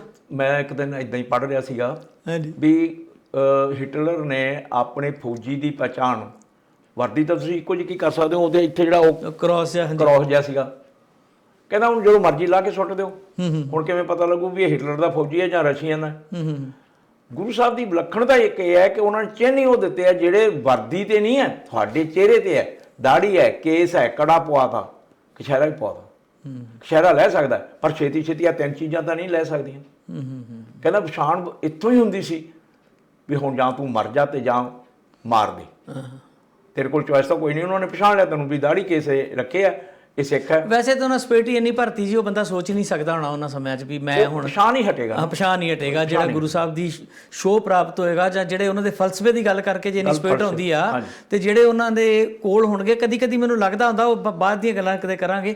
ਮੈਂ ਤੁਹਾਡੇ ਕੋਲ ਹੁਣ ਇਹ ਜਾਣਨਾ ਚਾਹੁੰਦਾ ਸੀ ਵੀ ਕਿਹਾ ਜਾਂਦਾ ਹੈ ਕਿ ਕੁਝ ਮਾਝੇ ਦੇ ਸਿੰਘ ਤੇ 40 ਸਿੰਘ ਤੇ ਵਿਦਾਵਾ ਦੇ ਗਏ, ਕਿੰਨੇ ਕੁ ਸਿੰਘ ਉੱਥੇ ਹੋਣਗੇ ਜਿਨ੍ਹਾਂ ਨੂੰ ਉਦੋਂ ਘੇਰਾ ਪਿਆ? ਜਾਂ ਇਹ 2 ਗੱਲਾਂ ਬਾਰੇ ਵੀ ਪੜ੍ਹ ਚੁੱਕਿਆ ਜੀ। ਹਾਂਜੀ, ਬਦਾਵੇ ਬਾਰੇ ਮੈਂ ਲੇਖ ਲਿਖਿਆ ਇਹ ਤੋਂ 10-15 ਸਾਲ। 40 ਬੰਦਿਆਂ ਨੇ ਕੋਈ ਬਦਾਵਾ ਨਹੀਂ ਲਿਖਿਆ। ਹਾਂਜੀ, ਨਾਂ ਨੂੰ ਲਿਖ ਕੇ ਉੱਥੋਂ ਕਿ ਬਾਹਰ ਉਹਨਾਂ ਦੇ ਚਾਚੇ ਦੇ ਪੁੱਤ ਬੈਠੇ ਸੀ ਜਿਹੜੇ ਉੱਥੋਂ ਅੰਦਰ ਅਨੰਦਪੁਰ ਦੇ ਕਿਲੇ ਚੋਂ ਨਿਕਲ ਗਏ। ਉਹੀ ਪੈਸੇਜ ਮੈਂ ਪਿਛਲੇ ਦਿਨ ਇੱਕ ਹੋਰ ਵਿਦਵਾਨ ਸੀ, ਉਹਨਾਂ ਨੂੰ ਵੀ ਕੁਐਸਚਨ ਕੀਤਾ ਸੀ ਮੈਂ ਦੱਸਦਾ ਜੀ। ਇਹ 2 ਕਹਾਣੀਆਂ ਹੈ, ਇੱਕ ਮਾਲਵੇ ਦੀ, ਇੱਕ ਮਾਝੇ ਦੀ। ਹਾਂਜੀ, ਜਦੋਂ ਦੁਨਾ ਸਿੰਘ ਆਪਣੇ ਦੀਨਾ ਕਾਂਗੜ ਵਾਲਿਆਂ ਦੇ ਸਿਪਾਹੀ ਜਾਂਦੇ ਗੁਰੂ ਸਾਹਿਬ ਦੇ ਨਾਲ, ਤੇ ਕਹਿੰਦੇ ਜੀ ਬਰਾੜਾ ਨੇ ਗੁਰੂ ਦੇ ਘੋੜੇ ਦੀ ਲਗਾਮ ਫੜ ਲਈ ਵੀ ਸਾਡੀ ਤਨਖਾਹ ਦੇ। ਇਹ ਕਹਾਣੀ ਬਰਾੜਾ ਨੂੰ ਜਾਂ ਮਲਵਈਆਂ ਨੂੰ ਨੀਵਾਂ ਦਿਖਾਉਣ ਵਾਸਤੇ ਘੜੀ ਗਈ। ਇਹਨਾਂ ਨੇ ਉਹ 40 ਲੋਕਾਂ ਦੇ ਬਦਾਵੇ ਵਾਲੀ ਗੱਲ ਕਰੀ ਹੈ। ਇਹ ਬਿਲਕੁਲ ਸਿਮਿਲਰ ਹੈ, ਇਹ ਇੱਕ ਦੂਜੇ ਨੂੰ ਨੀਵਾਂ ਵਿਖਾਉਣ ਵਾਸਤੇ ਕੀਤੀਆਂ ਗਈਆਂ। ਇਹ ਦੋਨੋਂ ਹੀ ਗੱਲਾਂ ਨਹੀਂ ਹੋਈਆਂ। ਜੇ ਦੁਨਾ ਸਿੰਘ ਬਰਾੜ ਜਿਹੜਾ ਦੀਨੇ ਕਾਂਗੜ ਵਾਲਾ ਆਪਣੀਆਂ ਫੌਜਾਂ ਗੁਰੂ ਸਾਹਿਬ ਨੂੰ ਦਿੰਦਾ, ਉਹਨੂੰ ਪਤਾ ਹੈ ਵੀ ਗੁਰੂ ਸਾਹਿਬ ਦੇ ਕੋਲੇ ਅੱਜ ਇੱਥੇ ਕੋਈ ਆਪਣੇ ਨੋਟ ਛਾਪਣ ਵਾਲੀ ਮਸ਼ੀਨ ਨਹੀਂ ਲੱਗੀ ਹੋਈ, ਉਹ ਤਨਖਾਹ ਤੇ ਨਹੀਂ ਭਰਤੀ ਹੋਏ, ਉਹ ਉੱਦਾਂ ਹੀ ਜਾ ਰਹੇ ਆ ਸਿੱਖ ਧਰਮ ਦੀ ਖਾਤਰ। ਗੁਰੂ ਸਾਹਿਬ ਦੇ ਉਹ ਸੇਵਕ ਹੈਗੇ, ਤਨਖਾਹ ਨਹੀਂ ਮੰਗਣਗੇ। ਐਵੇਂ ਹੀ ਮਾਝੇ ਵਾਲੇ ਲੋਕ ਅੰਦਰੋਂ ਨਹੀਂ ਆਏ, ਉਹ ਆਪਣੇ ਘਰਾਂ ਤੋਂ ਜਦੋਂ ਉਹਨਾਂ ਨੂੰ ਇਹ ਪਤਾ ਲੱਗ ਗਿਆ ਵੀ ਗੁਰੂ ਸਾਹਿਬ ਇੰਨੀ ਮੁਸੀਬਤ 'ਚ ਆਏ, ਉਹਨਾਂ ਦੇ ਬੱਚੇ ਵੀ ਮਾਰੇ ਗਏ, ਉਹ ਆਏ ਮਾਤਮ ਪੁਰਸਕਾਰ ਕਰਨ। ਪਰ ਹੁਣ ਅੱਗੇ ਮੈਨੂੰ ਇੰਝ ਲੱਗਦਾ ਵੀ ਉਹ ਗੁਰੂ ਸਾਹਿਬ ਨੂੰ ਮਿਲ ਵੀ ਨਹੀਂ ਪਾਏ, ਰਸਤੇ 'ਚ ਟੱਕਰ ਹੋ ਗਈ ਉਹਨਾਂ ਦੀ। ਕਿਉਂਕਿ ਹੁਣ ਉਹਨਾਂ ਨੂੰ ਪਤਾ ਲੱਗਾ ਵੀ ਇਹ ਕੋਟਕਪੂਰੋਂ ਵੀ ਉਹ ਖਤਰਾਣ ਦੀ ਢਾਬ ਤੇ ਚਲੇ ਗਏ, ਤੇ ਫੌਜਾਂ ਪਿੱਛਾ ਕਰ ਰਹੀਆਂ। ਇਹ ਉਧਰੋਂ ਵਿਚਾਲੇ ਫੌਜਾਂ, ਇਹ ਇੱਧਰ ਲੜਾਈ ਹੋਈ ਇਹਨਾਂ ਦੀ, ਇਹ ਸਾਰੇ ਦੇ ਸਾਰੇ ਮਾਰੇ ਗਏ। ਪਰ ਫਿਰ ਪ੍ਰਚਲਿਤ ਸਾਖੀਆਂ ਵਾਲਿਆਂ ਤੇ ਬਹੁਤ ਕੁਝ ਹੋਰ ਬਣਾਇਆ ਹੋਇਆ ਨਾ ਜੀ। ਫਿਰ ਗੱਲ ਗੁਰੂ ਸਾਹਿਬ ਦੇ ਮੂੰਹ 'ਚ ਪਾਉਂਦੇ ਆ, ਇਹ ਮੇਰਾ 5,000 ਹੀ, ਇਹ ਮੇਰਾ 10,000 ਹੀ। ਕੀ ਗੁਰੂ ਸਾਹਿਬ ਵਖਰੇਵਾਂ ਕਰਦਾ? ਇਹ ਤਾਂ ਸਿੱਖ ਸਿਧਾਂਤ ਦੇ ਵੈਸੇ ਹੀ ਉਲਟਿਆ ਗੱਲ। ਇਹ ਗੱਲਾਂ ਜੀ ਗਲਤ ਹੈ, ਬਣਾਈਆਂ ਹੋਈਆਂ। ਮਾਝੇ ਤੇ ਮਲਵਈਆਂ ਨੂੰ ਇੱਕ ਦੂਜੇ ਦੇ ਵੈਸੇ ਸਾਡੇ ਅੰਦਰਾਂ 'ਚ ਅਜੇ ਤੱਕ ਇਹ ਚੀਜ਼ਾਂ ਨਹੀਂ ਗਈਆਂ। ਮੇਰੇ ਇੱਕ ਮਿੱਤਰ ਨੇ ਇੱਥੇ ਮੁਕਤਸਰ ਸਾਹਿਬ ਦੇ, ਉਹ ਕਰਾਉਂਦੇ ਨੇ ਹਰ ਸਾਲ ਆਪਣਾ ਇਹ ਜਦੋਂ ਆਉਂਦਾ ਸਮਾਗਮ ਕਰਾਉਂਦੇ ਨੇ ਗੁਰਦੁਆਰਾ ਸਾਹਿਬ ਦੇ ਵਿੱਚ। ਜਦੋਂ ਇਹ ਦਿਨ ਬੰਦੀ ਛੋੜ ਦਿਨ, ਕਿਹੜੇ ਕੀ ਇਹਨਾਂ ਨੂੰ ਕਹਿੰਦੇ ਜੀ, ਬੰਦੀ ਛੋੜ ਤਾਂ ਨਹੀਂ ਕਹਿੰਦੇ, ਮੁਕਤਸਰ ਵਾਲਿਆਂ ਦਾ ਜਿਹੜਾ ਮਨਾਉਂਦੇ ਆਪਾਂ ਦਿਨ, ਹੁਣ 40 ਮੁਕਤਿਆਂ ਦਾ ਮਾਘੀ ਵਾਲੇ ਦਿਨ, ਮਾਘੀ ਵਾਲੇ ਦਿਨ। ਤੇ ਉਹ ਮੇਰੇ ਬੜਾ ਖਾਸ ਦੋਸਤ ਆ ਤੇ ਉਹ ਕਹਿੰਦੇ ਯਾਰ ਤੂੰ ਮਾੜਾ ਮੋਟਾ ਮੀਡੀਆ ਨਾਲ ਤੇ ਸਾਡੀ ਖਬਰ ਬਣਾ ਦੇ ਜੀ। ਤੇ ਮੈਂ ਉਹ ਥੋੜਾ ਜਿਹਾ ਇਤਿਹਾਸਕ ਤੱਥ ਜਿੱਦਾਂ ਤੁਹਾਡੇ ਵਰਗਿਆਂ ਸਿਆਣਿਆਂ ਕੋਲ ਸਿੱਖਿਆ ਮਾੜਾ ਮੋਟਾ ਮੈਂ ਲਿਖ ਕੇ ਭੇਜਤਾ। ਉਹ ਕਹਿੰਦਾ ਯਾਰ ਤੂੰ ਤਾਂ ਸਾਰਾ ਕੁਝ ਹੀ ਉਲਟ ਲਿਖਤਾ, ਇਹ ਤੇ ਸਾਰੇ ਬੰਦੇ ਮਾਝੇ ਦੇ ਦਿਖਾਤੇ ਆ, ਅਸੀਂ ਤੇ ਮਨਾਉਂਦੇ ਹੀ ਤਾਂ ਵੀ ਇਹ ਬਰਾੜ ਨੇ। ਉਹ ਜਿਹੜੇ ਆਗੂ ਸੀ ਉਹਨਾਂ ਦੇ ਜਿਹੜੇ ਆਗੂ ਸੀ ਪਹਿਲੇ ਉਹ ਤੇ ਬਰਾੜ ਸੀ। ਤੇ ਮੈਂ ਕਿਹਾ ਬਰਾੜ ਹੋ ਸਕਦੇ ਆ ਪਰ ਹੈਗੇ ਮਝੈਲ ਸੀ ਭਰਾ। ਤੇ ਕਹਿੰਦਾ ਤੂੰ ਤੇ ਸਾਰਾ ਇਤਿਹਾਸ ਬਦਲਤਾ ਸਾਡਾ, ਤੇ ਉਹ ਜੋਸ਼ ਹੀ ਮੱਠਾ ਪੈ ਗਿਆ। ਅਜੇ ਵੀ ਸਾਡੇ ਮਨਾਂ 'ਚ ਉਹ ਚੀਜ਼ਾਂ ਮਤਲਬ ਕਿਤੇ ਨਾ ਕਿਤੇ ਹੈਗੀਆਂ। ਤੁਸੀਂ ਵੇਖੋ ਜੀ, ਲੜਾਈ ਗਰਮੀਆਂ 'ਚ ਹੋਈ ਹੈ, ਹਾਂਜੀ ਮਨਾਉਣੇ ਅਸੀਂ ਮਾਘੀ ਮੁਕਤਸਰ, ਹਾਂਜੀ। ਇਹ ਵੀ ਗਲਤ ਹੈ। ਇਹ ਕੈਲੰਡਰ ਦੀਆਂ ਸਕੀਮਾਂ ਵੀ ਹੋ ਸਕਦੀਆਂ ਨਾ, ਜਿਹੜੀ ਆਪਾਂ ਹੁਣ ਕਹਿ ਰਹੇ ਤਾਂ ਹੀ ਤੇ ਨਾਨਕਸ਼ਾਹੀ ਕੈਲੰਡਰ ਆਇਆ ਸੀਗਾ ਕਿ ਜਿਹੜੀਆਂ ਚੀਜ਼ਾਂ ਨੇ ਇਦਾਂ ਬਦਲਦੀਆਂ ਕਿਸੇ ਜ਼ਮਾਨੇ 'ਚ ਆ ਕੇ ਉਲਟ ਪੁਲਟ ਹੋ ਜਾਏਗਾ ਤੇ ਬੱਚੇ ਸਵਾਲ ਕਰਨਗੇ, ਫਿਰ ਜਵਾਬ ਕਿੱਥੋਂ ਆਉਣਗੇ। ਪਰ ਹੁਣ ਤੱਕ ਤਾਂ ਸਿਰਫ ਉਹ ਕੈਲੰਡਰ 14 ਜਾਂ 15 ਦਿਨ ਹੀ ਪਿਛਾਂਹ ਹਟਾਇਆ ਗਿਆ, ਗ੍ਰੈਗੋਰੀਅਨ ਕੈਲੰਡਰ, ਬਾਕੀ ਤਾਂ ਦਿਨ ਉਦਾਂ ਹੀ ਹੈ ਨਾ। ਹਾਂਜੀ ਹਾਂਜੀ। ਮੌਸਮ ਮੁਤਾਬਕ ਵੇਖੀਏ ਤੇ ਜੇ ਪਾਣੀ ਦੀ ਲੋੜ ਪਈ ਤੇ ਫੌਜਾਂ ਨੂੰ ਪਾਣੀ ਨਹੀਂ ਮਿਲਿਆ, ਮੁਸਲਮਾਨ ਫੌਜਾਂ ਨੂੰ, ਤੇ ਉਹ ਪਿਛਾਂਹ ਹਟੀਆਂ, ਤਾਂ ਫਿਰ ਇਹ ਗਰਮੀ 'ਚ ਲੜਾਈ ਹੋਈ। ਪਰ ਉਹਨਾਂ ਨੇ ਮੇਰੇ ਖਿਆਲ ਜੋੜਿਆ ਹੋਏਗਾ ਕਿ ਚਮਕੌਰ ਦੀ ਲੜਾਈ ਦਸੰਬਰ 'ਚ ਹੁੰਦੀ ਆ ਤੇ ਨਾਲ ਦੀ ਨਾਲ ਹੀ ਫਿਰ ਉਹ ਅੱਗੇ ਜਾ ਰਹੇ ਆ ਤੇ ਮਗਰੇ ਫੌਜਾਂ ਆ ਰਹੀਆਂ ਨੇ ਤੇ ਉਹ ਲੜਾਈ ਦਾ ਮੈਦਾਨ ਭਖਦਾ ਉੱਥੋਂ ਤੱਕ ਪਹੁੰਚ ਗਿਆ। ਇਹ ਇੱਥੇ ਹਿਸਟਰੀ ਇਹ ਦੱਸਦੀ ਹੈ 1.5-2 ਮਹੀਨੇ ਗੁਰੂ ਸਾਹਿਬ ਦੀਨੇ ਕਾਂਗੜ ਰਹਿ ਕੇ ਫੌਜਾਂ ਨੂੰ ਟ੍ਰੇਨਿੰਗ ਦਿੰਦੇ ਆ। ਹੋ ਗਿਆ ਨਾ ਮਾਰਚ, ਤੇ ਫਿਰ ਅੱਗੇ ਦੀਨੇ ਕਾਂਗੜ ਤੋਂ ਗਾਂ 2-4 ਦਿਨ ਉਹਨਾਂ ਦਿਨਾਂ ਦੇ ਵਿੱਚ ਕੋਈ 10-20 ਕੋਹ ਨਹੀਂ ਸੀ ਤੁਰਦੇ ਲੋਕ, ਵੀ ਇਕੱਲਾ ਖਾਲੀ ਅਕਸਰ ਕੋਲ ਸਾਜੋ ਸਮਾਨ ਵੀ ਹੈ, ਘੋੜੇ ਵੀ, ਸਾਰਾ ਕੁਛ ਹੈ। 8-10 ਕੋਹ ਤੇ ਜਾ ਕੇ 8-10 ਕੋਹ ਪੜਾ ਕਰ ਲੈਂਦੇ ਸੀਗੇ। ਹਾਂ, ਪੜਾ ਲੈਣਾ। ਪਰ ਦੀਨੇ ਕਾਂਗੜ ਤੇ ਜੁੜਵਾਲਾ ਜੀ ਬਾਅਦ ਚ ਨਹੀਂ ਜਾ ਕੇ ਗੁਰੂ ਸਾਹਿਬ ਬੈਠੇ ਲੰਬਾ ਸਮਾਂ? ਤੁਸੀਂ ਵੇਖੋ ਨਾ, ਉਹ ਤੇ ਫਿਰ ਕਾਫੀ ਲੰਬਾ ਟਾਈਮ ਰਹੇ ਨੇ, ਜਿੱਥੋਂ ਫਿਰ ਜਫਰਨਾਮੇ ਦੀ ਕਹਾਣੀ ਆਉਂਦੀ ਆ। ਚਲੋ ਕੋਈ ਮੰਨਦਾ ਨਹੀਂ। ਦੀਨੇ ਕਾਂਗੜ 2-2.5 ਮਹੀਨੇ ਉੱਥੇ ਰਹਿ ਕੇ ਟ੍ਰੇਨਿੰਗ ਦਿੰਦੇ ਆ। ਜਦੋਂ ਇਹ ਆਪਣੇ ਚਮਕੌਰ ਤੋਂ ਆਉਣਗੇ ਮਾਛੀਵਾੜਾ ਵਿੱਚ ਹੋ ਕੇ ਪਹਿਲਾਂ ਦੀਨਾ ਕਾਂਗੜ ਆਉਣਾ, ਫਿਰ ਢਿਲਮਾ ਪਿੰਡ ਆਉਂਦਾ, ਫਿਰ ਕੋਟਕਪੂਰਾ ਆਉਂਦਾ, ਫਿਰ ਮੁਕਤਸਰ ਜਾਂਦੇ ਆ। ਇਦਾਂ ਚੱਲਦੀ ਹੈ ਇਹ ਲਾਈਨ। ਪਰ ਜਿਹੜੇ ਹਿਸਟੋਰੀਅਨ ਨੂੰ ਮੈਂ ਪੜ੍ਹ ਰਿਹਾ ਸੀ ਇੱਕ ਵਾਰ ਜਰਮਨ ਚ ਰਹਿੰਦਾ, ਉਹ ਕੋਟਕਪੂਰ ਤੋਂ ਢਿਲਮਾ ਮੋੜ ਕੇ ਦੀਨੇ ਕਾਂਗੜ ਤੇ ਫਿਰ ਮੁਕਤਸਰ ਲੈ ਕੇ ਜਾਂਦੇ। ਮੈਂ ਉਸ ਇਲਾਕੇ ਦੇ ਰਹਿਣ ਵਾਲਾ, ਕੋਟਕਪੂਰ ਤਾਂ ਸਾਡਾ ਸ਼ਹਿਰ ਹੈ। ਦੀਨਾ ਕਾਂਗੜ ਢਿਲਮਾ ਪਿੰਡ ਦੇ ਵਿੱਚ ਚੋਲਾ ਜਿਹਾ ਰੱਖੀ ਬੈਠੇ ਆ ਜੀ, ਸੋਢੀ ਉੱਥੇ, ਵੀ ਇਹ ਗੁਰੂ ਗੋਬਿੰਦ ਸਿੰਘ ਦਾ, ਇੱਥੇ ਉਹਨਾਂ ਨੇ ਚਾਦਰਾ ਬੱਧਾ ਸੀ। ਨਹੀਂ, ਉਹ ਤੇ ਦਮਦਮਾ ਸਾਹਿਬ ਵੀ ਇੱਕ ਪਰਿਵਾਰ ਹੈ ਜੀ, ਬਰਾੜਾਂ ਦਾ ਹੀ ਪਰਿਵਾਰ ਹੈ, ਉਹਨਾਂ ਦੇ ਘਰ ਵੀ ਪਿਆ ਹੋਇਆ ਸਮਾਨ। ਮੈਂ ਗਿਆ ਸੀਗਾ ਇੱਕ ਵਾਰੀ। ਇਦਾਂ ਜੀ ਬੜੇ ਲੋਕਾਂ ਨੇ ਪੈਸੇ ਇਕੱਠੇ ਕਰਾਉਣ ਵਾਸਤੇ ਕੁਛ ਕੀਤਾ। ਹਰਜਿੰਦਰ ਸਿੰਘ ਦਲਗੀਰ ਦੇ ਮੁਤਾਬਕ ਜਿਹੜੇ 52 ਕਲੀਆਂ ਵਾਲੇ ਚੋਲੇ 2 ਆ ਪੰਜਾਬ 'ਚ। ਹਾਂਜੀ। ਹੁਣ ਦੱਸੋ ਕਿਹਨੂੰ ਠੀਕ ਮੰਨੀਏ? ਜਦੋਂ ਮੈਂ ਰਤਨ ਸਿੰਘ ਜੱਗੀ ਦਾ ਜਿਹੜਾ 10 ਗ੍ਰੰਥ ਥੀਸਿਸ ਲਿਖਿਆ ਵੇਖਦਾ, ਇੱਕ ਡੱਲੇ ਵਾਲੀ ਬੰਦੂਕ ਤਾਂ ਦਮਦਮੇ ਪਈ ਹੈ, ਤੇ ਇੱਕ ਉੱਥੇ ਆਪਣੇ ਅਨੰਦਪੁਰ ਸਾਹਿਬ ਕੇਸਗੜ੍ਹ ਵੀ ਵਿਖਾਉਂਦੇ ਆ। ਦੱਸੋ ਉਹਨਾਂ ਦੋਨਾਂ 'ਚੋਂ ਕਿਹੜੀ ਹੈ? ਦੋਨਾਂ ਦੇ ਨੰਬਰ ਨਹੀਂ ਮਿਲਦੇ। ਤੇ ਜੇ ਉਹਨਾਂ ਨੇ ਨੰਬਰਾਂ ਨੂੰ ਗਿਣਤੀ ਮੁਤਾਬਕ ਮੰਨੀ ਤੇ 1600-1700 ਗੁਰੂ ਸਾਹਿਬ ਕੋਲ ਰਾਈਫਲ ਹੀ ਹੈ ਨਹੀਂ ਸੀ, ਤੇ ਨਾ ਉਹ ਸਨ ਬਣਦਾ। ਅੱਛਾ, ਇਦਾਂ ਹੀ ਜਿਹੜੇ ਉਹ ਰਾਏ ਕੱਲਾ ਵਾਲੀ ਜਿਹੜੀ ਸਰਾਈ ਦਾ ਮਸਲਾ ਵਾ, ਉਹਦੇ ਬਾਰੇ ਵੀ ਬਹੁਤ ਚਰਚਾ ਚੱਲਦੀ ਹੈ ਇਸ ਤਰ੍ਹਾਂ ਹੀ ਕਿ ਲੋਕ ਦੁਕਾਨਦਾਰੀਆਂ ਚਲਾ ਕੇ ਬਹਿ ਗਏ ਗੁਰੂ ਸਾਹਿਬਾਂ ਦੇ ਨਾਂ ਤੇ। ਮੇਰੇ ਇੱਕ ਦੋਸਤ ਨੇ, ਉਹ ਕਾਫੀ ਜ਼ਿਆਦਾ ਅੰਮ੍ਰਿਤਸਰ ਦੇ ਵਿੱਚ, ਵੈਸੇ ਤਾਂ ਹਿੰਦੂ ਜੈਂਟਲਮੈਨ ਨੇ, ਉਹਨਾਂ ਨੂੰ ਸ਼ੌਕ ਆ, ਉਹਨਾਂ ਨੇ ਪੁਰਾਣੀਆਂ ਚੀਜ਼ਾਂ ਇਕੱਠੀਆਂ ਕੀਤੀਆਂ। ਉਹ ਕਹਿੰਦਾ ਹੈ ਕਿ ਜਿਹੜਾ ਸਮਾਂ ਗੁਰੂ ਸਾਹਿਬ ਦਾ ਸੀ ਨਾ, ਜਿਹੜਾ ਉਹ ਮੈਟਲ ਦੀ ਬਣੀ ਹੈ, ਉਹ ਮੈਟਲ ਹੀ ਨਹੀਂ ਸੀ ਅਜੇ ਬਣਿਆ। ਬਿਲਕੁਲ ਠੀਕ ਹੈ ਤੁਹਾਡੀ ਗੱਲ। ਹਾਂਜੀ, ਇਦਾਂ ਦੇ 4 ਮਿਲਦੇ ਆ ਜਿਹਨੂੰ ਅਸੀਂ ਉਹ ਤੇ ਉਹਨੂੰ ਸਾਇੰਟੀਫਿਕਲੀ ਪ੍ਰੂਵ ਵੀ ਕਰਦੇ ਕਿ ਉਹ 'ਚ ਕਿਉਂ ਪਾਣੀ ਬਾਹਰ ਨਹੀਂ ਆਉਂਦਾ ਤੇ ਕਿੱਦਾਂ ਉਰੇ ਬਾਹਰ ਆਉਂਦੀ। ਪਹਿਲੀ ਗੱਲ ਤਾਂ ਜੀ ਕੁਦਰਤ, ਜਿਹੜਾ ਸਿੱਖ ਧਰਮ ਹੈ, ਉਹ ਕੁਦਰਤ ਦੇ ਨਿਯਮਾਂ ਦੀ ਪਾਲਣਾ ਕਰਨ ਵਾਸਤੇ ਪ੍ਰੇਰਿਤ ਕਰਦਾ ਹੈ, ਉਹਦੇ ਉਲਟ ਨਹੀਂ ਜਾਂਦਾ। ਤੇ ਜਿਹੜੀਆਂ ਔਸਰ ਝੋਟੀਆਂ, ਉਹਨਾਂ ਨੇ ਦੁੱਧ ਕਿਵੇਂ ਦੇਤਾ? ਫਿਰ ਗੁਰੂ ਸਾਹਿਬ ਦੇ ਕੋਲੇ ਇਹ ਗੰਗਾ ਸਾਗਰ ਹੀ ਸੀਗਾ ਚੁੱਕਿਆ ਹੋਇਆ ਉਹਨਾਂ ਨੂੰ ਦੇਣ ਵਾਸਤੇ। ਜੇ ਗੁਰੂ ਸਾਹਿਬ ਦੇ ਕੋਲੇ ਕੋਈ ਗਲਾਸ ਜਾਂ ਰਸਤੇ 'ਚ ਪਾਣੀ ਪੀਣ ਵਾਸਤੇ ਹੈ ਤਾਂ ਉਹ ਆਪਦੇ ਕੋਲੇ ਰੱਖਣਗੇ, ਕਿਸੇ ਨੂੰ ਥੋੜੀ ਦੇਣਗੇ। ਸੋ ਇਹ ਗੱਲਾਂ ਬਹੁਤ ਸਾਰੀਆਂ। ਅੱਛਾ, ਚਲੋ ਆਪਾਂ ਫਿਰ ਆਪਣੇ ਵਾਪਸ ਆਈਏ, ਚਮਕੌਰ ਦੀ ਗੱਲ ਅੱਜ ਅਸੀਂ ਕਰਨੀ ਆ। ਮੇਰਾ ਸਵਾਲ ਤੇ ਇਹ ਸੀਗਾ ਕਿ 5 ਕਿਲੇ ਸੀਗੇ ਤੇ ਕਿੰਨੀ ਕੁ ਨਫਰੀ ਗੁਰੂ ਸਾਹਿਬ ਦੇ ਕੋਲ ਹੋਏਗੀ ਉਦੋਂ ਆਪਣੇ ਜਿਹੜੇ ਨਫਰੀ ਫੌਜ ਦੀ ਗਿਣਤੀ ਬਾਰੇ ਕੋਈ ਵੀ ਨਹੀਂ ਲਿਖਦਾ ਚੰਗੀ ਤਰ੍ਹਾਂ। ਕਿਲੇ 5-6 ਵੀ ਹੋ ਸਕਦੇ, ਜ਼ਿਆਦਾ ਵੀ ਹੋ ਸਕਦੇ ਆ। ਕਿਲੇ ਤਾਂ ਕਿਉਂਕਿ ਥੋੜੀ ਵਿੱਥ ਤੇ ਬਣਾਏ ਜਾਂਦੇ ਆ ਨਾ। 5 ਕਿਲਿਆਂ ਦਾ ਜ਼ਿਕਰ ਆਪਾਂ ਸੁਣਦੇ 5 ਕਿਲਿਆਂ ਦਾ ਜ਼ਿਕਰ ਕਰਦੇ ਆ। ਇੱਕ ਤਾਂ ਹਥਿਆਰ ਬਣਦੇ ਸੀ, ਇੱਕ ਦੇ ਵਿੱਚ ਮਾਤਾ ਜੀਤੋ ਦਾ ਨਿਵਾਸ ਵੀ ਦੱਸਿਆ ਜਾਂਦਾ, ਪਰਿਵਾਰ ਵੀ ਰਹਿੰਦਾ ਹੋਏਗਾ। ਹਾਂਜੀ, ਬੰਦੇ ਵੀ ਰਹਿੰਦੇ, ਕਿਉਂਕਿ ਉਹਨਾਂ ਦੀ ਸ਼ਾਦੀ ਦੂਜੀ ਹੋਣ ਤੋਂ ਬਾਅਦ ਮਾਤਾ ਜੀਤੋ ਦਾ ਵੱਖਰਾ ਟਿਕਾਣਾ ਵੀ ਸੀਗਾ, ਇਦਾਂ ਵੀ ਦੱਸਿਆ ਜਾਂਦਾ ਹੈ ਉੱਥੇ। ਆਪਾਂ ਉਹਦੇ ਵਿੱਚ ਨਾ ਜਾਈਏ ਜੀ ਬਹੁਤਾ। ਨਹੀਂ ਮੈਂ ਉਹਦਾ ਗੱਲ ਕਰ ਰਿਹਾ ਕਿ ਉਹਨਾਂ ਕਿੰਨੀਆਂ ਸ਼ਾਦੀਆਂ ਹੋਈਆਂ। ਨਹੀਂ ਉਹ ਸਵਾਲ ਹੀ ਨਹੀਂ ਹੈ, ਉਹ ਆਪਾਂ ਉਧਰ ਨਹੀਂ ਜਾਂਦੇ। ਉਹ ਦਲਗੀਰ ਹੋਰਾਂ ਨੇ ਬੜੀਆਂ ਚੀਜ਼ਾਂ ਲਿਖਤੀਆਂ ਨੇ, ਕਈ ਬਹੁਤ ਸਾਰੇ ਲੋਕਾਂ ਨੂੰ ਅਜੇ ਨਹੀਂ ਉਹਨਾਂ ਗੱਲਾਂ ਵੱਲ ਜੇ ਧਿਆਨ ਮੇਰੇ ਖਿਆਲ ਨਹੀਂ ਬਹੁਤੀ ਪੁੰਛਾਣ ਕਰਦਿਆਂ ਨੂੰ ਚਾਹੀਦੀ। ਗੱਲ ਇਹ ਹੈ ਕਿ 1000-2000 ਬੰਦਾ ਨਹੀਂ ਹੋਏਗਾ, ਜ਼ਿਆਦੇ ਬੰਦੇ ਸੀ। ਔਰ ਮੈਂ ਸਮਝਦਾ ਹਾਂ ਕਿ ਜਿਹੜੇ ਗੁਰੂ ਤੇਗ ਬਹਾਦਰ ਸਾਹਿਬ ਦੇ ਪ੍ਰਚਾਰ ਦੌਰੇ ਆ ਨਾ ਆਪਣੇ ਅਸਾਮ, ਬੰਗਾਲ, ਬਿਹਾਰ ਦੇ, ਉਹ ਫੌਜੀ ਉੱਥੋਂ ਆਉਂਦੇ ਆ ਸਿਰ ਧਰ ਦੀਆਂ ਬਾਜ਼ੀਆਂ ਲਾ ਕੇ, ਉਹ ਰਸਦ ਪਹੁੰਚਾ ਕੇ ਜਾਂਦੇ ਆ, ਨਹੀਂ ਤਾਂ 9 ਮਹੀਨੇ ਦਾ ਰਾਸ਼ਨ ਵੀ ਨਹੀਂ ਅੰਦਰ ਇਕੱਠਾ ਰੱਖਿਆ ਜਾ ਸਕਦਾ। ਅੱਛਾ, ਤੁਹਾਡੇ ਖਿਆਲ 'ਚ ਜਿਹੜੀਆਂ ਗੁਰੂ ਸਾਹਿਬ ਦੇ ਪ੍ਰਚਾਰ ਦੌਰੇ ਸੀ ਦੂਰ ਅਸਾਮ ਦੇ, ਵੈਸੇ ਹੁਣੇ ਡੈਥ ਹੋਈ ਆ ਡਾਕਟਰ ਸੁਰਿੰਦਰ ਸਿੰਘ ਦਸਾਂਝਰਾਂ ਦੀ, ਉਹਨਾਂ ਦੇ ਕੁਝ ਮਿੱਤਰ ਇੱਥੇ, ਉਹਨਾਂ ਨੇ ਪਿਛਲੇ ਹੀ ਵੀਰਵਾਰ ਮੇਰੇ ਖਿਆਲ ਇੱਥੇ ਉਹਨਾਂ ਦਾ ਸਮਾਗਮ ਵੀ ਕਰਕੇ ਸ਼ਰਧਾਂਜਲੀ ਦਿੱਤੀ ਉਹਨਾਂ ਨੂੰ। ਉਹਨਾਂ ਦੀਆਂ 2 ਕਿਤਾਬਾਂ ਮੈਂ ਬਹੁਤ ਦੇਰ ਪਹਿਲਾਂ ਪੜ੍ਹੀਆਂ ਸੀਗੀਆਂ। ਇੱਕ ਤਾਂ ਗੁਰੂ ਨਾਨਕ ਬਾਰੇ ਸੱਚ ਦੀ ਖੋਜ ਸੀ, ਜਿਸ 'ਚ ਸਾਖੀਆਂ ਨੂੰ ਉਹਨਾਂ ਨੇ ਕਾਫੀ ਕਿਹਾ ਵੀ ਇਹ ਗਲਤ ਆ ਤੇ ਬਹੁਤ ਬਾਅਦ 'ਚ ਲਿਖੀਆਂ ਗਈਆਂ। ਇੱਕ ਗੁਰੂ ਤੇਗ ਬਹਾਦਰ ਬਾਰੇ ਸੱਚ ਦੀ ਖੋਜ, ਉਹਦੇ ਵਿੱਚ ਉਹ ਕਹਿੰਦੇ ਆ ਕਿ ਜਿਹੜੀ ਗੁਰੂ ਸਾਹਿਬ ਦੀ ਇਹ ਸਜ਼ਾ ਸੀਗੀ, ਇਹ ਰਾਜਸੀ ਚੇਤਨਾ ਪੈਦਾ ਕਰਦੇ ਸੀ। ਗੁਰੂ ਸਾਹਿਬ ਬਾਰ-ਬਾਰ ਜਾ ਕੇ ਰਾਜਿਆਂ ਨੂੰ, ਦੂਜਿਆਂ ਨੂੰ ਇਕੱਠੇ ਕਰਦੇ ਸੀ ਕਿ ਅਸੀਂ ਇਸ ਜ਼ੁਲਮ ਦੇ ਖਿਲਾਫ ਖੜੇ ਹੋਣਾ ਆ। ਤੇ ਉਹ ਅਸਾਮ ਤੱਕ, ਬੜੀ ਦੂਰ ਤੱਕ, ਜਿਵੇਂ ਗੁਰੂ ਸਾਹਿਬ ਆਪਣੇ ਪ੍ਰਚਾਰ ਲਈ ਜਾਂਦੇ ਸੀ। ਹੁਣ ਬਹੁਤ ਸਾਰੇ ਲੋਕ ਤੇ ਕਹਿੰਦੇ ਵੀ ਧਰਮ ਪ੍ਰਚਾਰ ਲਈ ਜਾਂਦੇ ਸੀ, ਅਸਾਮ ਵੀ ਗਏ, ਧਰਮ ਪ੍ਰਚਾਰ ਲਈ ਗਏ। ਤੇ ਕੁਝ ਲੋਕਾਂ ਦਾ ਮੰਨਣਾ ਹੈ ਕਿ ਨਾਲ ਦੀ ਨਾਲ ਪੋਲੀਟੀਕਲ ਵੀ ਇੱਕ ਤਰ੍ਹਾਂ ਦੀ ਵੇਵ ਸੀਗੀ। ਦੇਖੋ ਨਾ ਜੀ, ਇਹ 2 ਗੱਲਾਂ ਸਮਿਲਿਤ ਹੈ ਇਹਦੇ ਵਿੱਚ। ਹਾਂਜੀ, ਜਿਹੜੀ ਬਾਣੀ ਹੈ ਨਾ, ਬਾਣੀ ਤੁਹਾਨੂੰ ਆਪਣੇ ਆਜ਼ਾਦ ਵੀ ਕਰਾਉਂਦੀ ਹੈ ਸਮਾਜ ਤੋਂ, ਜੀ ਗੁਲਾਮੀ ਚੋਂ ਬਾਹਰ ਕੱਢਦੀ ਹੈ, ਤੇ ਗੁਰਬਾਣੀ ਤੁਹਾਨੂੰ ਉਤਸ਼ਾਹ ਵੀ ਦਿੰਦੀ ਹੈ। ਮੈਨੂੰ ਕਦੇ ਗੁਰਬਾਣੀ, ਮੈਂ 5 ਸਾਲ ਪਾਠੀ ਵੀ ਰਿਹਾ, ਗੁਰਬਾਣੀ ਨੇ ਮੈਨੂੰ ਚੇਤਨਾ ਦਿੱਤੀ ਹੈ, ਤੇ ਮੈਂ ਉਹ ਲੈ ਕੇ ਮੇਰੀਆਂ ਅੱਖਾਂ ਖੁੱਲੀਆਂ ਕਿ ਆਹ ਜਿਹੜਾ ਕੁਛ ਅਸੀਂ ਇੱਥੇ ਕਰੀ ਜਾਣੇ, ਕੀ ਇਹ ਸਿੱਖ ਧਰਮ ਹੈ? ਇਹੋ ਹੀ ਗੁਰੂ ਤੇਗ ਬਹਾਦਰ ਸਾਹਿਬ ਸਾਨੂੰ ਸਿਖਾਉਂਦੇ ਸੀ, ਇਹੋ ਹੀ ਸਿਖਾਉਂਦੇ ਸੀ ਵੀ ਬੰਦਿਆ, ਮਨ ਤੂੰ ਜੋਤ ਸਰੂਪ ਹੈ, ਆਪਣਾ ਮੂਲ ਪਛਾਣ। ਜੇ ਉਹ ਕੁਰਸੀ ਤੇ ਬੈਠਾ ਤੇ ਤੂੰ ਥੱਲੇ ਕਿਉਂ ਬੈਠਾ? ਠੀਕ ਹੈ ਨਹੀਂ? ਸੋ ਇਹ ਗੱਲ ਜਿਹੜੀ ਹੈ, ਇਹ ਸਾਨੂੰ ਬਾਣੀ ਦੇ ਵਿੱਚੋਂ ਹੀ ਮਿਲਦੀ ਹੈ। ਤੇ ਬਾਣੀ ਬੇਸਿਕਲੀ ਅਸੀਂ ਇਹਨੂੰ ਧਾਰਮਿਕ ਬੁਰਕਾ ਪਹਿਨਾ ਕੇ ਨਾ ਲਪੇਟ ਕੇ ਰੱਖਤਾ। ਇਹ ਰਾਜਸੀ ਸ਼ਕਤੀ ਬਖਸ਼ਦਾ ਹੈ, ਸਾਨੂੰ ਚੇਤਨਾ ਬਖਸ਼ਦਾ ਹੈ।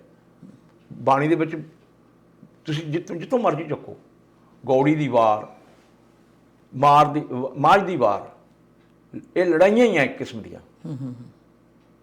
ਅੱਛਾ, ਆਪਾਂ ਇਹ ਹਿਸਟੋਰੀਕਲ ਪ੍ਰਸੰਗ ਪੂਰਾ ਕਰ ਲਈਏ, ਸਮਾਂ ਬੜੀ ਤੇਜ਼ੀ ਨਾਲ ਨਿਕਲ ਰਿਹਾ। ਅੱਛਾ, ਗੁਰੂ ਸਾਹਿਬ ਜਦੋਂ ਫਿਰ ਉੱਥੋਂ ਅਨੰਦਪੁਰ ਦਾ ਕਿਲ੍ਹਾ ਖਾਲੀ ਛੱਡਣ ਦਾ ਇੱਕ ਫੈਸਲਾ ਲੈ ਲੈਂਦੇ ਆ, ਚਲੋ ਇੱਕ ਯੁੱਧ ਨੀਤੀ ਦਾ ਹਿੱਸਾ ਹੋਏਗਾ ਉਹਨਾਂ ਦਾ, ਇੱਕ ਫੌਜੀ ਫੈਸਲਾ ਮੰਨ ਸਕਦੇ ਹਾਂ, ਤੇ ਉਹਨਾਂ ਨੂੰ ਉੱਥੇ ਕੀ ਪੈਸੇਜ ਦੇ ਦਿੱਤਾ ਗਿਆ ਸੀ? ਉਹ ਕਹਿੰਦੇ ਉੱਥੇ ਵੀ ਗੁਰੂ ਸਾਹਿਬ ਨੇ ਤਾੜੀ ਮਾਰੀ, ਤਾੜੀ ਸਾਹਿਬ ਗੁਰਦੁਆਰਾ ਬਣਿਆ। ਇਹ ਚੀਜ਼ਾਂ ਦਾ ਕੀ ਉਹਦੇ ਨਾਲ ਸੰਬੰਧ ਹੈ? ਤਾੜੀ ਸਾਹਿਬ ਗੁਰਦੁਆਰਾ ਤਾਂ ਚਮਕੌਰ ਹੋਣਾ ਚਾਹੀਦਾ ਹੈ ਜੀ। ਜਿਹੜੀ ਮੈਂ ਸੁਣੀਆਂ ਗੱਲ ਵੀ ਗੁਰੂ ਸਾਹਿਬ ਤਾੜੀ ਮਾਰ ਕੇ ਨਿਕਲੇ ਵੀ ਚੱਲਿਆ ਉੱਚ ਦਾ ਪੀਰ। ਹੁਣ ਉੱਚ ਦਾ ਪੀਰ ਤਾਂ ਬਣੇ ਉਹ ਉੱਥੇ ਜਾ ਕੇ ਮਾਛੀਵਾੜੇ ਬਾਅਦ ਚ ਬਣੇ। ਹਾਂਜੀ, ਬਾਅਦ ਚ ਬਣਦੇ ਆ। ਇਹ ਗੱਲਾਂ ਹੈ, ਇਹ ਗੱਲਾਂ ਨੂੰ ਤੁਸੀਂ ਚੀਰ ਫਾੜ ਕਰੋ, ਉਹ ਤੋਂ ਪਤਾ ਲੱਗੇ ਵੀ ਗਲਤ ਹੈ। ਜਿਹੜੇ ਗਨੀ ਖਾਨ ਤੇ ਨਬੀ ਖਾਨ ਹੈ ਜੀ, ਉਹ ਕੋਟਲਾ ਨਿਹੰਗ ਖਾਨ ਦੇ ਮਤਲਬ ਭਤੀਜੇ ਕਹਿ ਲਓ, ਉਹਦੀ ਵੋਟੀ ਦੇ ਭਤੀਜੇ ਹੈ। ਮੁਹੰਮਦ ਸ਼ੇਰ ਖਾਨ ਦੀ ਜਿਹੜੀ ਭੈਣ ਉਹ ਕੋਟਲਾ ਨਿਹੰਗ ਨੂੰ ਵਿਆਹੀ ਹੋਈ ਹੈ, ਉਹਦੇ ਪੁੱਤਰ ਹੈ। ਅੱਛਾ ਜੀ, ਉਹ ਇਹਨਾਂ ਦੇ ਮਲੇਰਕੋਟਲੀਆਂ ਫੌਜਾਂ ਦੇ ਸਿਪਾ ਸਲਾਰ ਹੈ। ਉਹਨਾਂ ਦੇ ਨਾਲ ਗੁਰੂ ਸਾਹਿਬ ਦੀ ਗੱਲਬਾਤ, ਭਾਵੇਂ ਘੇਰਾ ਪਾਇਆ ਹੀ ਹੋਇਆ ਉਹਨਾਂ ਦੇ, ਜਿਹੜਾ ਜੰਗ ਦਾ ਤਰੀਕਾ ਵੀ ਤੁਸੀਂ ਥੋੜ੍ਹੇ ਬੰਦੇ ਕੱਢੋ, ਦਿਨ ਛਿਪਜੂ, ਰਾਤ ਨੂੰ ਅਸੀਂ ਤੁਹਾਨੂੰ ਕੱਢ ਕੇ ਲੈ ਜਾਵਾਂਗੇ। ਇਹ ਡਾਕਟਰ ਸੰਗਤ ਸਿੰਘ ਦੀ ਕਿਤਾਬ ਹੈ, ਸਿੱਖ ਹਿਸਟਰੀ। ਚਲੋ ਉਹਦੇ 'ਚ ਕੋਈ ਚੰਗਾ ਵੀ ਹੈ ਤੇ ਮਾੜਾ ਵੀ ਹੈ। ਉਹ ਲਿਖਦੇ ਆ ਕਿ ਗਨੀ ਖਾਨ ਤੇ ਨਬੀ ਖਾਨ ਇਹਨਾਂ ਨੂੰ ਵਰਦੀ ਪਵਾ ਕੇ, ਪਹਿਲੀ ਗੱਲ ਤਾਂ ਜੀ ਰਾਤ ਨੂੰ ਤੁਰ ਕੇ ਪੈਦਲ ਉੱਥੇ ਮਾਛੀਵਾੜੇ ਦੇ ਜੰਗਲ, ਤੁਸੀਂ ਉਸ ਇਲਾਕੇ ਨੂੰ ਜ਼ਿਆਦਾ ਜਾਣਦੇ ਮੇਰੇ ਨਾਲ, ਨਹੀਂ ਜਾਇਆ ਜਾ ਸਕਦਾ। ਇਹ ਚਮਕੌਰ ਸਾਹਿਬ ਤੋਂ ਲੈ ਕੇ ਜਾਂਦੇ, ਚਮਕੌਰ ਸਾਹਿਬ ਤੋਂ ਮਾਛੀਵਾੜੇ ਆਪਾਂ ਜਾਣਾ ਹੈ। ਚਮਕੌਰ ਸਾਹਿਬ ਦੇ ਗੜੀ ਦੇ ਵਿੱਚੋਂ ਉਹਨਾਂ ਨੇ ਵਰਦੀ ਪਵਾਈ, ਘੋੜਿਆਂ ਤੇ ਬਿਠਾ ਕੇ, ਦਿਨ ਚੜ੍ਹਦੇ ਤੋਂ ਪਹਿਲਾਂ ਛੱਡ ਕੇ ਆ ਕੇ ਫੌਜਾਂ 'ਚ ਫਿਰ ਉਹ ਗਨੀ ਖਾਨ ਤੇ ਨਬੀ ਖਾਨ ਆ ਜਾਂਦੇ ਆ ਤੇ ਗੁਰੂ ਸਾਹਿਬ ਨੂੰ ਉੱਥੇ ਸੇਫ ਥਾਂ ਤੇ ਛੱਡੇ ਆਉਂਦੇ ਆ।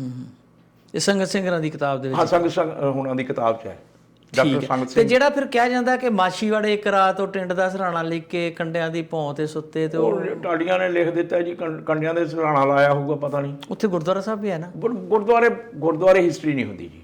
ਮੈਂ ਗੁਰਦੁਆਰੇ ਨੂੰ ਹਿਸਟਰੀ ਨਹੀਂ ਮੰਨਦਾ।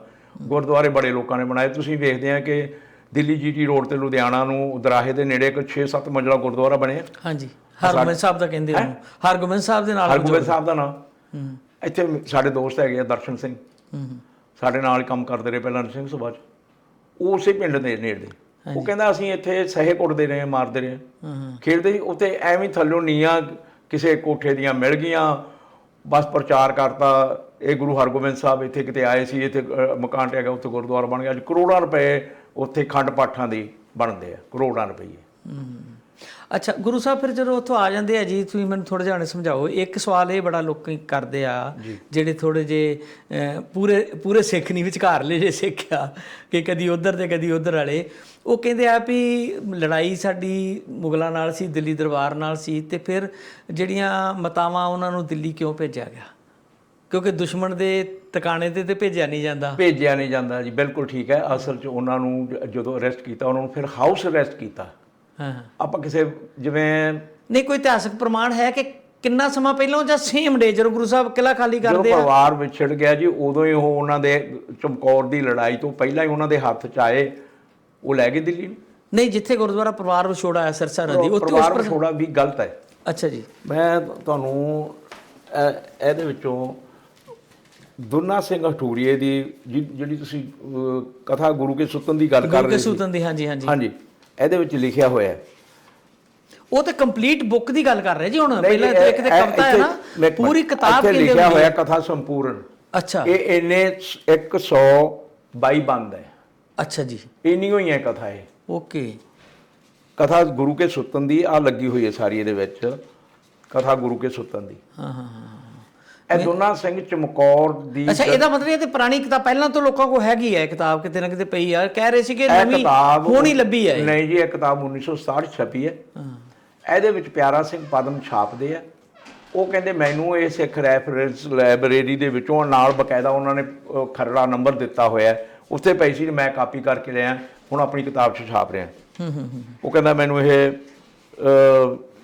ਕਿਉਂਕਿ ਬਹੁਤ ਸਾਰੇ ਵਿਦਵਾਨ ਨਾ ਅੱਜ ਕੱਲ੍ਹ ਇਹਦਾ ਬਹੁਤ ਜ਼ਿਕਰ ਕਰ ਰਹੇ ਆ, ਖਾਸ ਕਰਕੇ ਇਹਨਾਂ ਦਿਨਾਂ 'ਚ ਐਰਕੀ ਪਹਿਲੀ ਵਾਰ ਮੈਂ ਸੁਣ ਰਿਹਾ। ਇਹਨੇ ਵਰਕਿਆ ਜੀ, ਕਿਉਂਕਿ ਸੋਸ਼ਲ ਮੀਡੀਆ ਤੇ ਵੀ ਬਹੁਤ ਸਾਰੇ ਲੋਕਾਂ ਪਾਇਆ ਜੀ, ਜਿਹੜੀਆਂ ਸਾਹਿਬਜ਼ਾਦਿਆਂ ਨਿੱਕਿਆਂ ਨੂੰ ਜਿਸ ਤਰ੍ਹਾਂ ਤੰਗ ਕੀਤਾ ਗਿਆ, ਜਿੱਦਾਂ ਉਹਨਾਂ ਨਾਲ ਉਹ ਸਾਰਾ ਇਹਦੇ ਵਿੱਚ ਲਿਖਿਆ, ਉਹ ਵਿਸਥਾਰ ਇਹਦੇ 'ਚ ਆ। ਪਹਿਲਾਂ ਕਦੀ ਸੁਣਿਆ ਹੀ ਨਹੀਂ ਸੀ ਜੀ ਇਹ ਚੀਜ਼ਾਂ। ਇਹਦੇ 'ਚ ਲਿਖਿਆ ਹੋਇਆ ਵੀ ਪਿੱਪਲ ਦੇ ਥੱਲੇ ਬਿਠਾ ਕੇ ਉਹਨਾਂ ਨੂੰ ਗਲੇਲਾਂ ਮਾਰੀਆਂ ਗਈਆਂ। ਦੁਨਾ ਸਿੰਘ ਹਟੂਰੀਆ ਇਹ ਲਿਖਦਾ ਹੈ ਕਿ ਚਮਕੌਰ ਦੀ ਗੜੀ ਦੇ ਵਿੱਚ ਅਗਲੇ ਦਿਨ ਦੀ ਲੜਾਈ ਹੋਣ ਤੋਂ ਪਹਿਲਾਂ ਸਾਡੇ ਕੋਲ ਆਪਣਾ ਅਸੀਂ ਇਕੱਠੇ ਹਾਂ, ਉੱਥੋਂ ਮਾਤਾ ਗੁਜਰੀ, ਮੈਂ ਤੇ ਇੱਕ 2 ਸਾਹਿਬਜ਼ਾਦੇ ਤੇ ਇੱਕ ਦਾਸੀ, ਕੋਈ ਬ੍ਰਾਹਮਣ ਔਰਤ ਦਾ ਨਾਮ ਹੁਣ ਮੈਨੂੰ ਯਾਦ ਨਹੀਂ ਆ ਰਿਹਾ, ਪੰਜੋ ਅਸੀਂ ਜਾ ਕੇ ਕੁੰਮਾ ਮਾਸ਼ਕੀ ਦੇ ਘਰੇ ਠਹਿਰੇ ਹਾਂ। ਔਰ ਉੱਥੇ 2 ਸੰਦ ਜਿਨ੍ਹਾਂ ਨੂੰ ਗੁਰੂ ਸਾਹਿਬ ਨੇ ਪਹਿਲਾਂ ਕੱਢਿਆ, ਉਹਨਾਂ ਨੂੰ ਪਤਾ ਲੱਗਿਆ, ਉਹ ਲੈ ਕੇ ਜਾਂਦੇ ਆ ਮਾਤਾ ਗੁਜਰੀ ਨੂੰ ਤੇ ਬੱਚਿਆਂ ਨੂੰ। ਉਹਨਾਂ ਦੇ ਨਾਮ ਹੁੰਦੇ ਜੀ ਨਾ ਦਰਬਾਰੀ ਤੇ ਧੁਮਾ। ਅੱਛਾ, ਇਹ ਹੀ ਬੰਸਦਾ। ਹਾਂਜੀ, ਦਰਬਾਰੀ ਤੇ ਧੁਮਾ। ਅੱਛਾ ਜੀ। ਤੇ ਇੱਥੋਂ ਵੀ ਇਹ ਗੱਲ ਪਿਆਰਾ ਸਿੰਘ ਪਦਮ ਹੀ ਕਲੀਅਰ ਕਰ ਦਿੰਦੇ ਆ। ਖੇੜੀ ਨਾਂ ਦਾ ਪਿੰਡ ਮੈਂ ਆਪ ਲੱਭਿਆ ਜੀ, ਜਾ ਕੇ ਇਸ ਇਲਾਕੇ 'ਚ ਪੁੱਛ ਕੇ। ਉਹਨੇ ਵੀ ਲਿਖਿਆ ਵੀ ਖੇੜੀ ਨਾਂ ਦਾ ਪਿੰਡ ਸਿਹੇੜੀ ਹੈ, ਤੇ ਗੰਗੂ ਬ੍ਰਾਹਮਣ ਵੀ ਕਲਪਤ ਹੈ।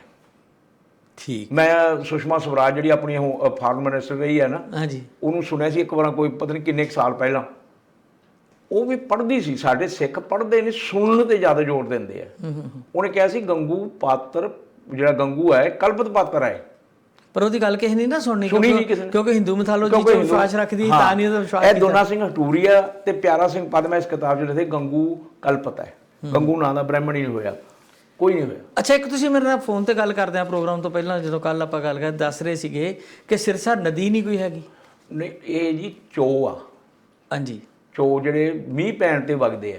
ਮੈਂ ਅੱਜ ਤੋਂ 10-12 ਸਾਲ ਪਹਿਲਾਂ ਇੱਕ ਲੇਖ ਲਿਖਿਆ ਸੀ ਬਈ ਕੋਈ ਬੰਦਾ ਦੱਸ ਸਕਦਾ ਮੈਨੂੰ ਵੀ ਸਰਸਾ ਨਦੀ ਦਾ ਕਿਹੜੀ ਸੜਕ ਦੇ ਉੱਤੇ ਕਿੱਥੇ ਵੱਡਾ ਸਾਰਾ ਬੋਰਡ ਲੱਗਾ ਹੋਵੇ, ਮੈਂ ਵੇਖਣਾ ਚਾਹੁੰਦਾ। ਤੇ ਉੱਥੇ ਵੀ ਇੱਥੇ ਮੇਰੀ ਜਾਣ ਪਛਾਣ ਨਾਲ, ਚੱਲ ਮੈਨੂੰ ਨਾਂ ਲੈਣ ਦੀ ਲੋੜ ਨਹੀਂ, ਉਹ ਮੇਰੇ ਨਾਲ ਖੈਬੜੇ। ਇਹ ਚੋ ਹੈ ਜੀ।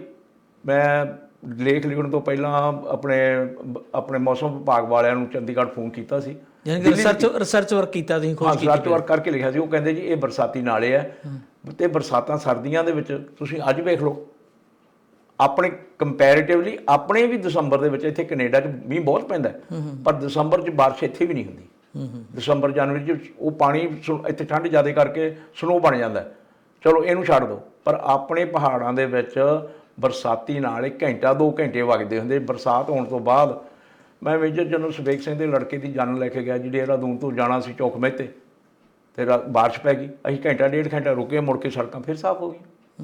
ਇਹ ਮੇਰਾ ਆਪਣਾ ਤਜਰਬਾ ਹੈ। ਉਹ ਗੱਲਾਂ ਬਣਾ ਦਿੱਤੀਆਂ ਜੀ 52 ਕਵੀ ਸੀ। ਮੈਂ ਤੁਹਾਨੂੰ ਸਵਾਲ ਕਰਦਾ, ਇੱਕ ਇਹ ਦੱਸੋ, ਜਿਹੜਾ 52 ਲਫ਼ਜ਼ ਹੈ ਨਾ, ਮੈਨੂੰ ਇਹਦੇ ਤੇ ਸ਼ੱਕ ਹੈ। ਜਿਹੜੇ ਰਾਂਝੇ ਦੇ ਬੱਸ 'ਚ 3 ਪੀਰ ਹੈ ਨਾ, ਉਹਨਾਂ ਪੀਰਾਂ ਦੀ ਗਿਣਤੀ 52 ਹੈ।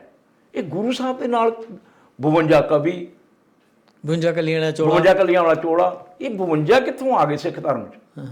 ਸਿੱਖ ਧਰਮ 'ਚ ਕੋਈ ਗਿਣਤੀ ਨਹੀਂ ਹੈ ਸਿਵਾਏ ਏਕੇ ਤੋਂ। 5 ਪਿਆਰਿਆਂ ਦੀ ਵੈ ਸਰ? ਨਹੀਂ ਜੀ ਨਹੀਂ।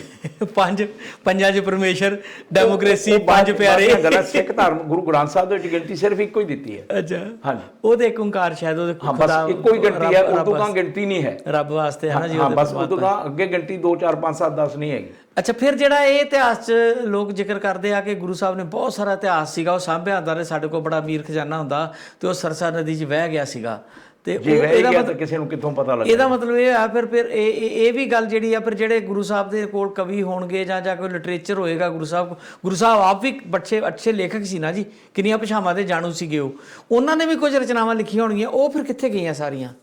ਦੇਖੋ ਜੀ, ਹੁਣ ਜਦੋਂ ਗੁਰੂ ਸਾਹਿਬ ਨੂੰ ਅਸੀਂ ਕਵੀ ਵਿਖਾਉਣਾ, ਪਹਿਲਾਂ ਉਹਨਾਂ ਕੋਲ ਕਵੀ ਵਿਖਾਵਾਂਗੇ, ਫਿਰ ਵਿਖਾਵਾਂਗੇ। ਉਹ ਬੜੀ ਹਵਾ ਵਾਂਗੂ, ਮੇਰੇ ਨਾਲ ਇੱਕ ਵਾਰ ਸੁਰ ਸਾਗਰ ਤੇ ਡਿਬੇਟ ਵੀ ਹੋਈ ਸੀ, ਗੁਰੂ ਸਾਹਿਬ ਹਵਾ ਵਾਂਗੂ ਤੇਜ਼ ਲਿਖਦੇ ਸੀ। ਜਿਹੜਾ ਗੁਰੂ ਗ੍ਰੰਥ ਸਾਹਿਬ ਹੈ, ਇਹਦਾ ਸੰਕਲਨ ਕਰਨ ਤੇ 150 ਸਾਲ ਤੱਕ ਗੁਰੂ ਸਾਹਿਬ ਦਾ ਆਪਣਾ ਪੀਰੀਅਡ ਹੈ, ਭਗਤਾਂ ਦਾ, ਬਾਬੇ ਫਰੀਦ ਦਾ ਅੱਡ ਹੈ। ਔਰ ਐਡਾ ਹੀ ਵੱਡਾ 10ਵੇਂ ਗ੍ਰੰਥ ਜਿਹੜਾ ਅਸੀਂ ਗੁਰੂ ਸਾਹਿਬ ਦੇ ਨਾਂ ਨਾਲ ਮੜ੍ਹਦੇ ਹਾਂ, ਉਹਨਾਂ ਨੇ ਲਿਖਿਆ ਕਦੋਂ? ਮੈਨੂੰ ਤੇ ਗੁਰੂ ਗੋਬਿੰਦ ਸਿੰਘ ਜੀ ਦੀ ਜਦੋਂ ਮੈਂ ਜੀਵਨੀ ਦੇਖਦਾ, 1 ਸਾਲ ਦਾ ਪੀਰੀਅਡ ਉਹਨਾਂ ਕੋਲੇ ਨਹੀਂ ਹੈਗਾ ਕਿ ਜਿੱਥੇ ਉਹ ਵਿਹਲੇ ਬੈਠ ਕੇ ਲਿਖਣ। ਐਡਾ ਵੱਡਾ ਗ੍ਰੰਥ ਕਦੋਂ ਲਿਖਤਾ?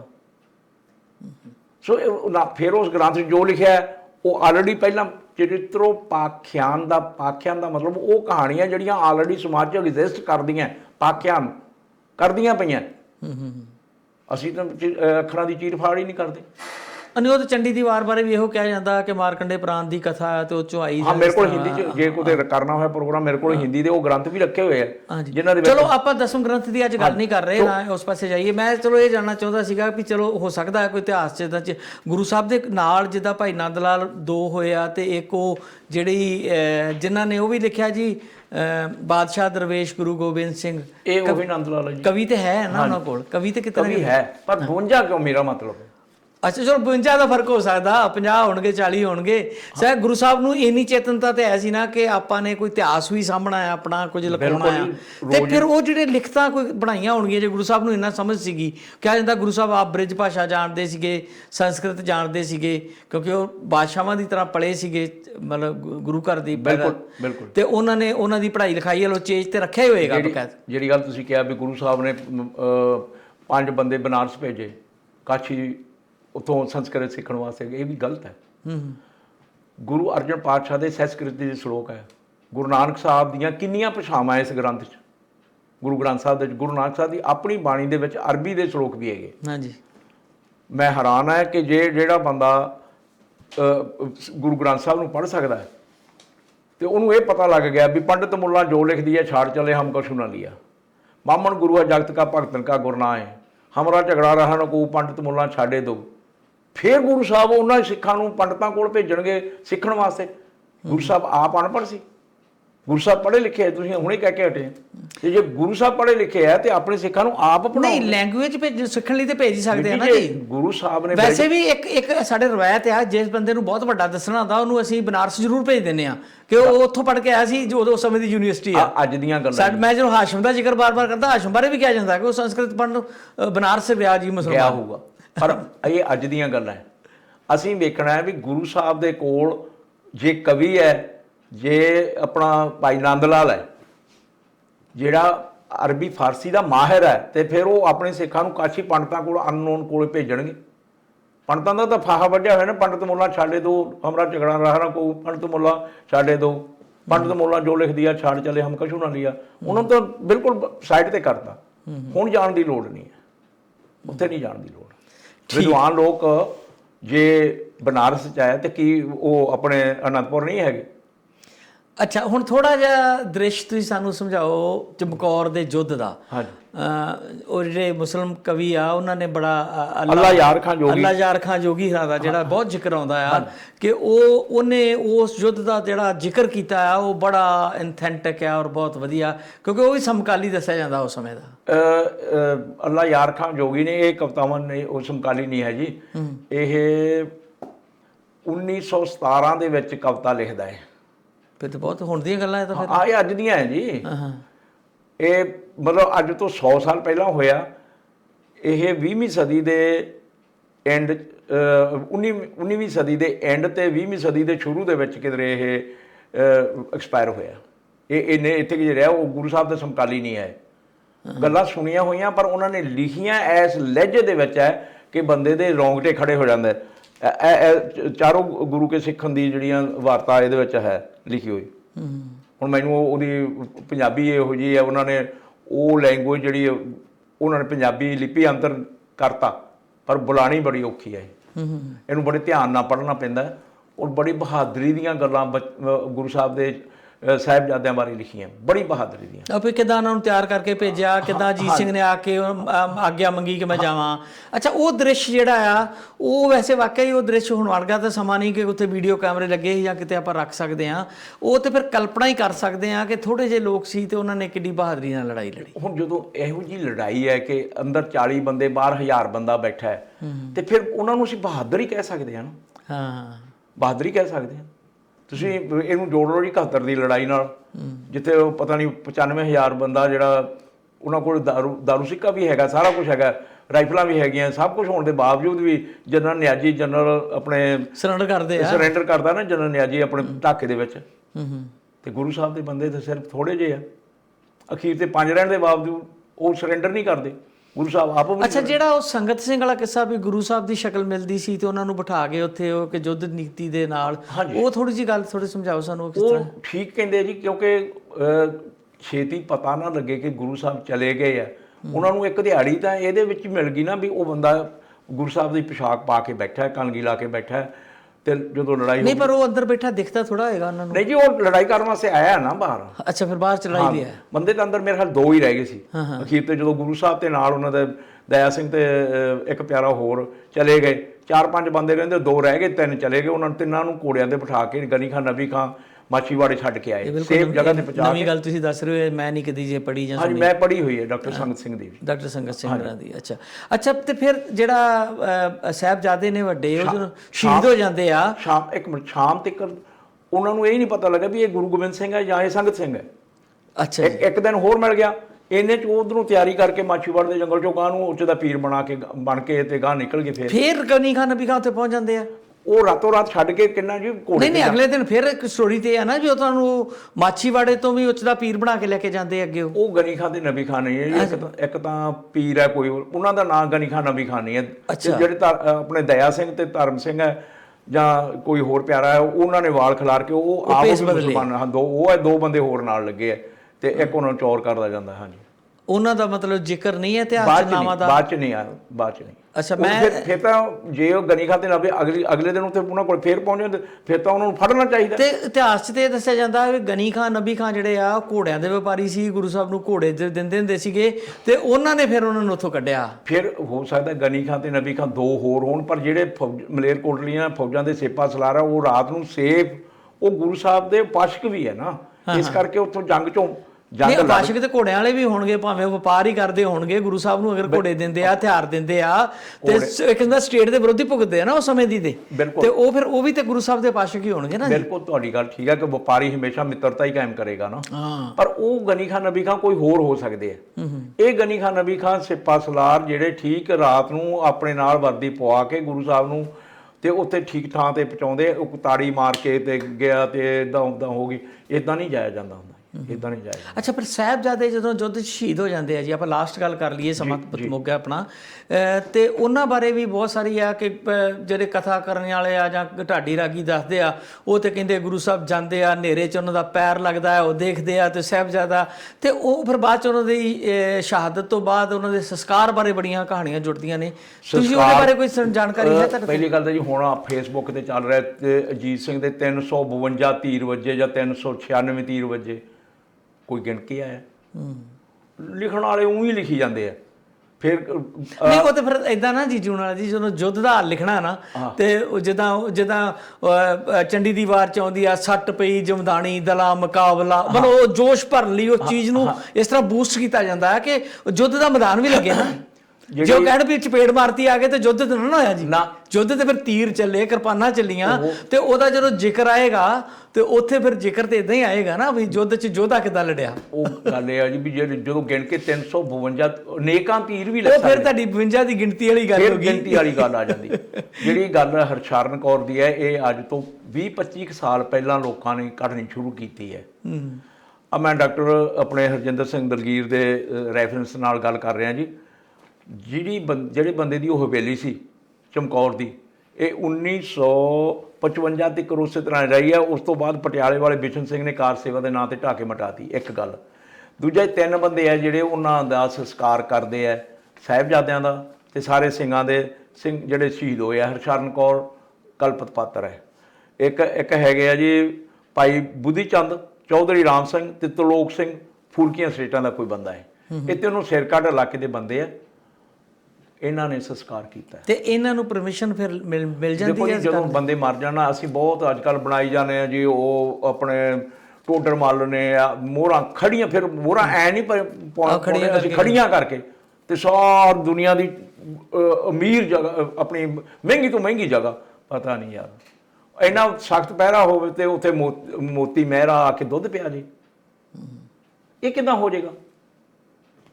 ਅੱਜ ਤਾਂ ਗੁਰੂ ਤੇਗ ਬਹਾਦਰ ਸਾਹਿਬ ਨਾਲ ਵੀ ਕਹਾਣੀਆਂ ਇਹ ਚੀਜ਼ਾਂ ਜਿਹੜੀਆਂ ਨੇ ਇਤਿਹਾਸ 'ਚ, ਜੇ ਇਹਨਾਂ ਨੂੰ ਮਨਫੀ ਕਰਦੇ ਆ ਮਨਫੀ ਕਰਨੀਆਂ, ਠੀਕ ਹੈ। ਉਹ ਕਹਿੰਦੇ ਫਿਰ ਬਾਅਦ ਚ ਉਹਦੇ ਪਰਿਵਾਰ ਪੂਰੇ ਨੂੰ ਕੋਲੂ ਚ ਪੀੜ ਦਿੱਤਾ ਜਾਂਦਾ ਆ, ਜਾਂ ਇਸ ਤਰ੍ਹਾਂ ਕੀਤਾ। ਗਲਤ ਗੱਲਾਂ। ਫਿਰ ਇਹਦੀ ਸੱਚਾਈ ਦੀ ਪਰਖ ਹੋਵੇ ਤੇ ਕਿੱਦਾਂ ਹੋਵੇ ਫਿਰ ਸਾਰੀ ਚੀਜ਼?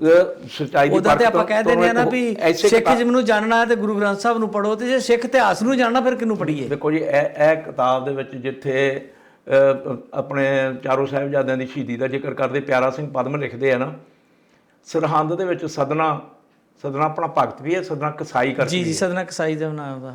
ਸਦਨੇ ਭਗਤ ਨੂੰ ਸਰਹੰਦ ਦੀਆਂ ਨੀਹਾਂ ਦੇ ਵਿੱਚ ਚਿਣਿਆ ਗਿਆ ਸੀ। ਉਹਦੀ ਮਜ਼ਾਰ ਵੀ ਉੱਥੇ ਹੈਗੀ ਹੈ। ਤੇ ਉਹ ਕਹਿੰਦਾ ਨਹੀਂ, ਉਹ ਸੇਮ ਵਿਅਕਤੀ ਹੈ ਜੀ, ਜਾਂ ਸਦਨਾ ਕਸਾਈ ਜਿਹੜਾ ਉਹ ਭਗਤ? ਸਦਨਾ ਕਸਾਈ ਤੇ ਭਗਤ ਸੇਮ ਹੀ ਹੈ। ਗੱਲ ਤਾਂ ਭਗਤ ਅਸੀਂ ਤਾਂ ਕਹਿੰਦੇ ਕਿਉਂਕਿ ਉਹਨੇ ਜੋ ਕੁਝ ਲਿਖਿਆ ਉਹ ਗੁਰੂ ਸਾਹਿਬਾਨ ਦੇ ਫਲਸਫੇ ਨਾਲ ਮੇਲ ਖਾਂਦਾ ਹੈ, ਬਿਲਕੁਲ। ਉਹ ਕਹਿੰਦਾ ਜਿਹੜਾ ਸਦਨਾ ਕਸਾਈ ਹੈ, ਇਹਨੂੰ ਆਪਣੇ ਦਿੱਤਾ, ਆਪਣੇ ਨੀਹਾਂ 'ਚ ਚਿਣਿਆ, ਤੇ ਇਹ ਪਿਆਰਾ ਸਿੰਘ ਪਦਮ ਦੇ ਮੁਤਾਬਕ ਹੀ ਜਿਹੜੀ ਹੈ, ਜਦੋਂ ਸਦਨੇ ਨੇ ਨਾਮ ਉਚਾਰਿਆ, ਤਾੜ ਕੰਧਾਂ ਡਿੱਗ ਪਈਆਂ। ਇਹਦਾ ਮੁੱਖ ਬੰਦ ਪੜ੍ਹਨ ਦੀ ਲੋੜ ਹੈ ਜੀ। ਮੈਂ ਸਰੋਤਾ ਨੂੰ ਕਹਾਂ, ਇਹ $4-5 ਦੀ ਛੋਟੀ ਜਿਹੀ ਕਿਤਾਬ ਹੈ। ਹਾਂਜੀ। ਸਦਨੇ ਦੇ ਨਾਲ ਹੋਣ ਤੱਕ ਧਾਰਨਾ ਇਹ ਜੁੜੀਆਂ ਹੋਈਆਂ ਸਰਹੰਦ 'ਚ। ਇਹ 50 ਸਾਲ ਪੁਰਾਣੀ ਕਿਤਾਬ ਹੈ। ਤੇ ਉਹੀ ਫਿਰ ਸਾਹਿਬਜ਼ਾਦਿਆਂ ਨਾਲ ਜੋੜ ਦਿੱਤੀਆਂ ਗਈਆਂ, ਉਹੀ ਚੱਕ ਕੇ ਸਾਹਿਬਜ਼ਾਦਿਆਂ ਨਾਲ ਜੋੜੀਆਂ। ਜਦੋਂ ਕਿ ਦੁਨਾ ਸਿੰਘ ਹਠੂਰੀਆ ਲਿਖਦਾ ਹੈ ਵੀ 2 ਜਲਾਦਾਂ ਨੇ ਸਾਹਿਬਜ਼ਾਦਿਆਂ ਨੂੰ ਤਲਵਾਰ ਦੇ ਨਾਲ ਸਿਰ ਕਲਮ ਕੀਤੇ ਆ। ਪਰ ਇਤਿਹਾਸਕਾਰ ਇਹ ਵੀ ਦੱਸਦੇ ਨਾ, ਪਹਿਲਾਂ ਨੀਹਾਂ 'ਚ ਚਣਾਏ ਗਏ, ਨੀਂਹ ਡਿੱਗ ਗਈਆਂ, ਉਸ ਤੋਂ ਬਾਅਦ ਉਹਨਾਂ ਨੂੰ ਹੁਕਮ ਦਿੱਤਾ। ਇਤਿਹਾਸਕਾਰ ਵੀ ਤਾਂ ਸਾਰੇ ਗੱਲਾਂ ਸਦਨੇ ਤੋਂ ਕੱਟ ਕੇ ਇੱਧਰ ਨੂੰ ਲਾਉਂਦੇ, ਹੌਲੀ ਕਰੀ ਜਾਂਦੇ। ਅੱਛਾ, ਆਪਾਂ ਇੱਕ ਪ੍ਰੋਗਰਾਮ ਹੋਰ ਕਰਾਂਗੇ ਜੀ ਛੋਟੇ ਸਾਹਿਬਜ਼ਾਦਿਆਂ ਦੀ ਸ਼ਹੀਦੀ ਦਾ, ਤੇ ਉਹ ਸਾਰੀਆਂ ਜਿਹੜੀਆਂ ਤੁਹਾਡੇ ਕੋਲ ਬਹੁਤ ਸਾਰੇ ਧਾਰਮਿਕ ਜਾਂ ਇਤਿਹਾਸਕ ਦਸਤਾਵੇਜ਼ ਹੁੰਦੇ ਆ, ਉਹਨਾਂ ਤੇ ਆਪਾਂ ਗੱਲ ਕਰਾਂਗੇ। ਸਮਾਂ ਸਾਡੇ ਕੋਲ ਸਮਾਪਤ ਹੈ, ਕਾਫੀ ਲੰਬਾ ਹੋ ਗਿਆ ਵੈਸੇ ਵੀ ਦਰਸ਼ਕਾਂ ਲਈ, ਤੇ ਤੁਹਾਡਾ ਬਹੁਤ ਧੰਨਵਾਦ ਹੈ। ਤੁਸੀਂ ਬਹੁਤ ਵੱਡਮੁੱਲੀ ਜਾਣਕਾਰੀ ਲੈ ਕੇ ਆਉਂਦੇ ਹੋ, ਔਰ ਬੜੀ ਸਟੀਕ ਉਹ ਸਾਰੀ ਗੱਲ ਹੁੰਦੀ ਆ। ਅੱਛਾ ਲੱਗਦਾ। ਸਾਨੂੰ ਖੋਜ ਵਾਲੇ ਪਾਸੇ ਜ਼ਰੂਰ ਪੈਣਾ ਚਾਹੀਦਾ। ਅਸੀਂ ਇਹ ਨਹੀਂ ਕਹਿੰਦੇ ਕਿ ਅਸੀਂ ਨਾਸਤਿਕਤਾ ਵੱਲ ਵਧੀਏ ਜਾਂ ਅਸੀਂ ਧਰਮ ਦੀ ਕੋਈ ਵਿਰੋਧਤਾ ਕਰੀਏ। ਧਰਮ ਸਾਡਾ ਬਹੁਤ ਅੱਛਾ, ਪਰ ਸਾਨੂੰ ਕਿਤੇ ਨਾ ਕਿਤੇ ਥੋੜ੍ਹੀ ਖੋਜ ਵਾਲੀ ਬਿਰਤੀ ਜਿਹੜੀ ਉਹ ਪੈਦਾ ਕਰਨੀ ਪਊਗੀ। ਸਾਧਾਂ ਸੰਤਾਂ ਦੇ ਅਨਪੜ੍ਹਾਂ ਦੇ ਆਖੇ ਲੱਗ ਕੇ ਅੱਖਾਂ ਮੀਟ ਕੇ ਸਤਿਨਾਮ ਵਾਹਿਗੁਰੂ ਕਰਨ ਦਾ ਸਮਾਂ ਸ਼ਾਇਦ ਨਹੀਂ ਆ, ਲੰਘ ਚੁੱਕਿਆ। ਬਹੁਤ ਸ਼ੁਕਰੀਆ ਤੁਹਾਡਾ। ਵਾਹਿਗੁਰੂ ਜੀ ਕੀ ਫਤਿਹ।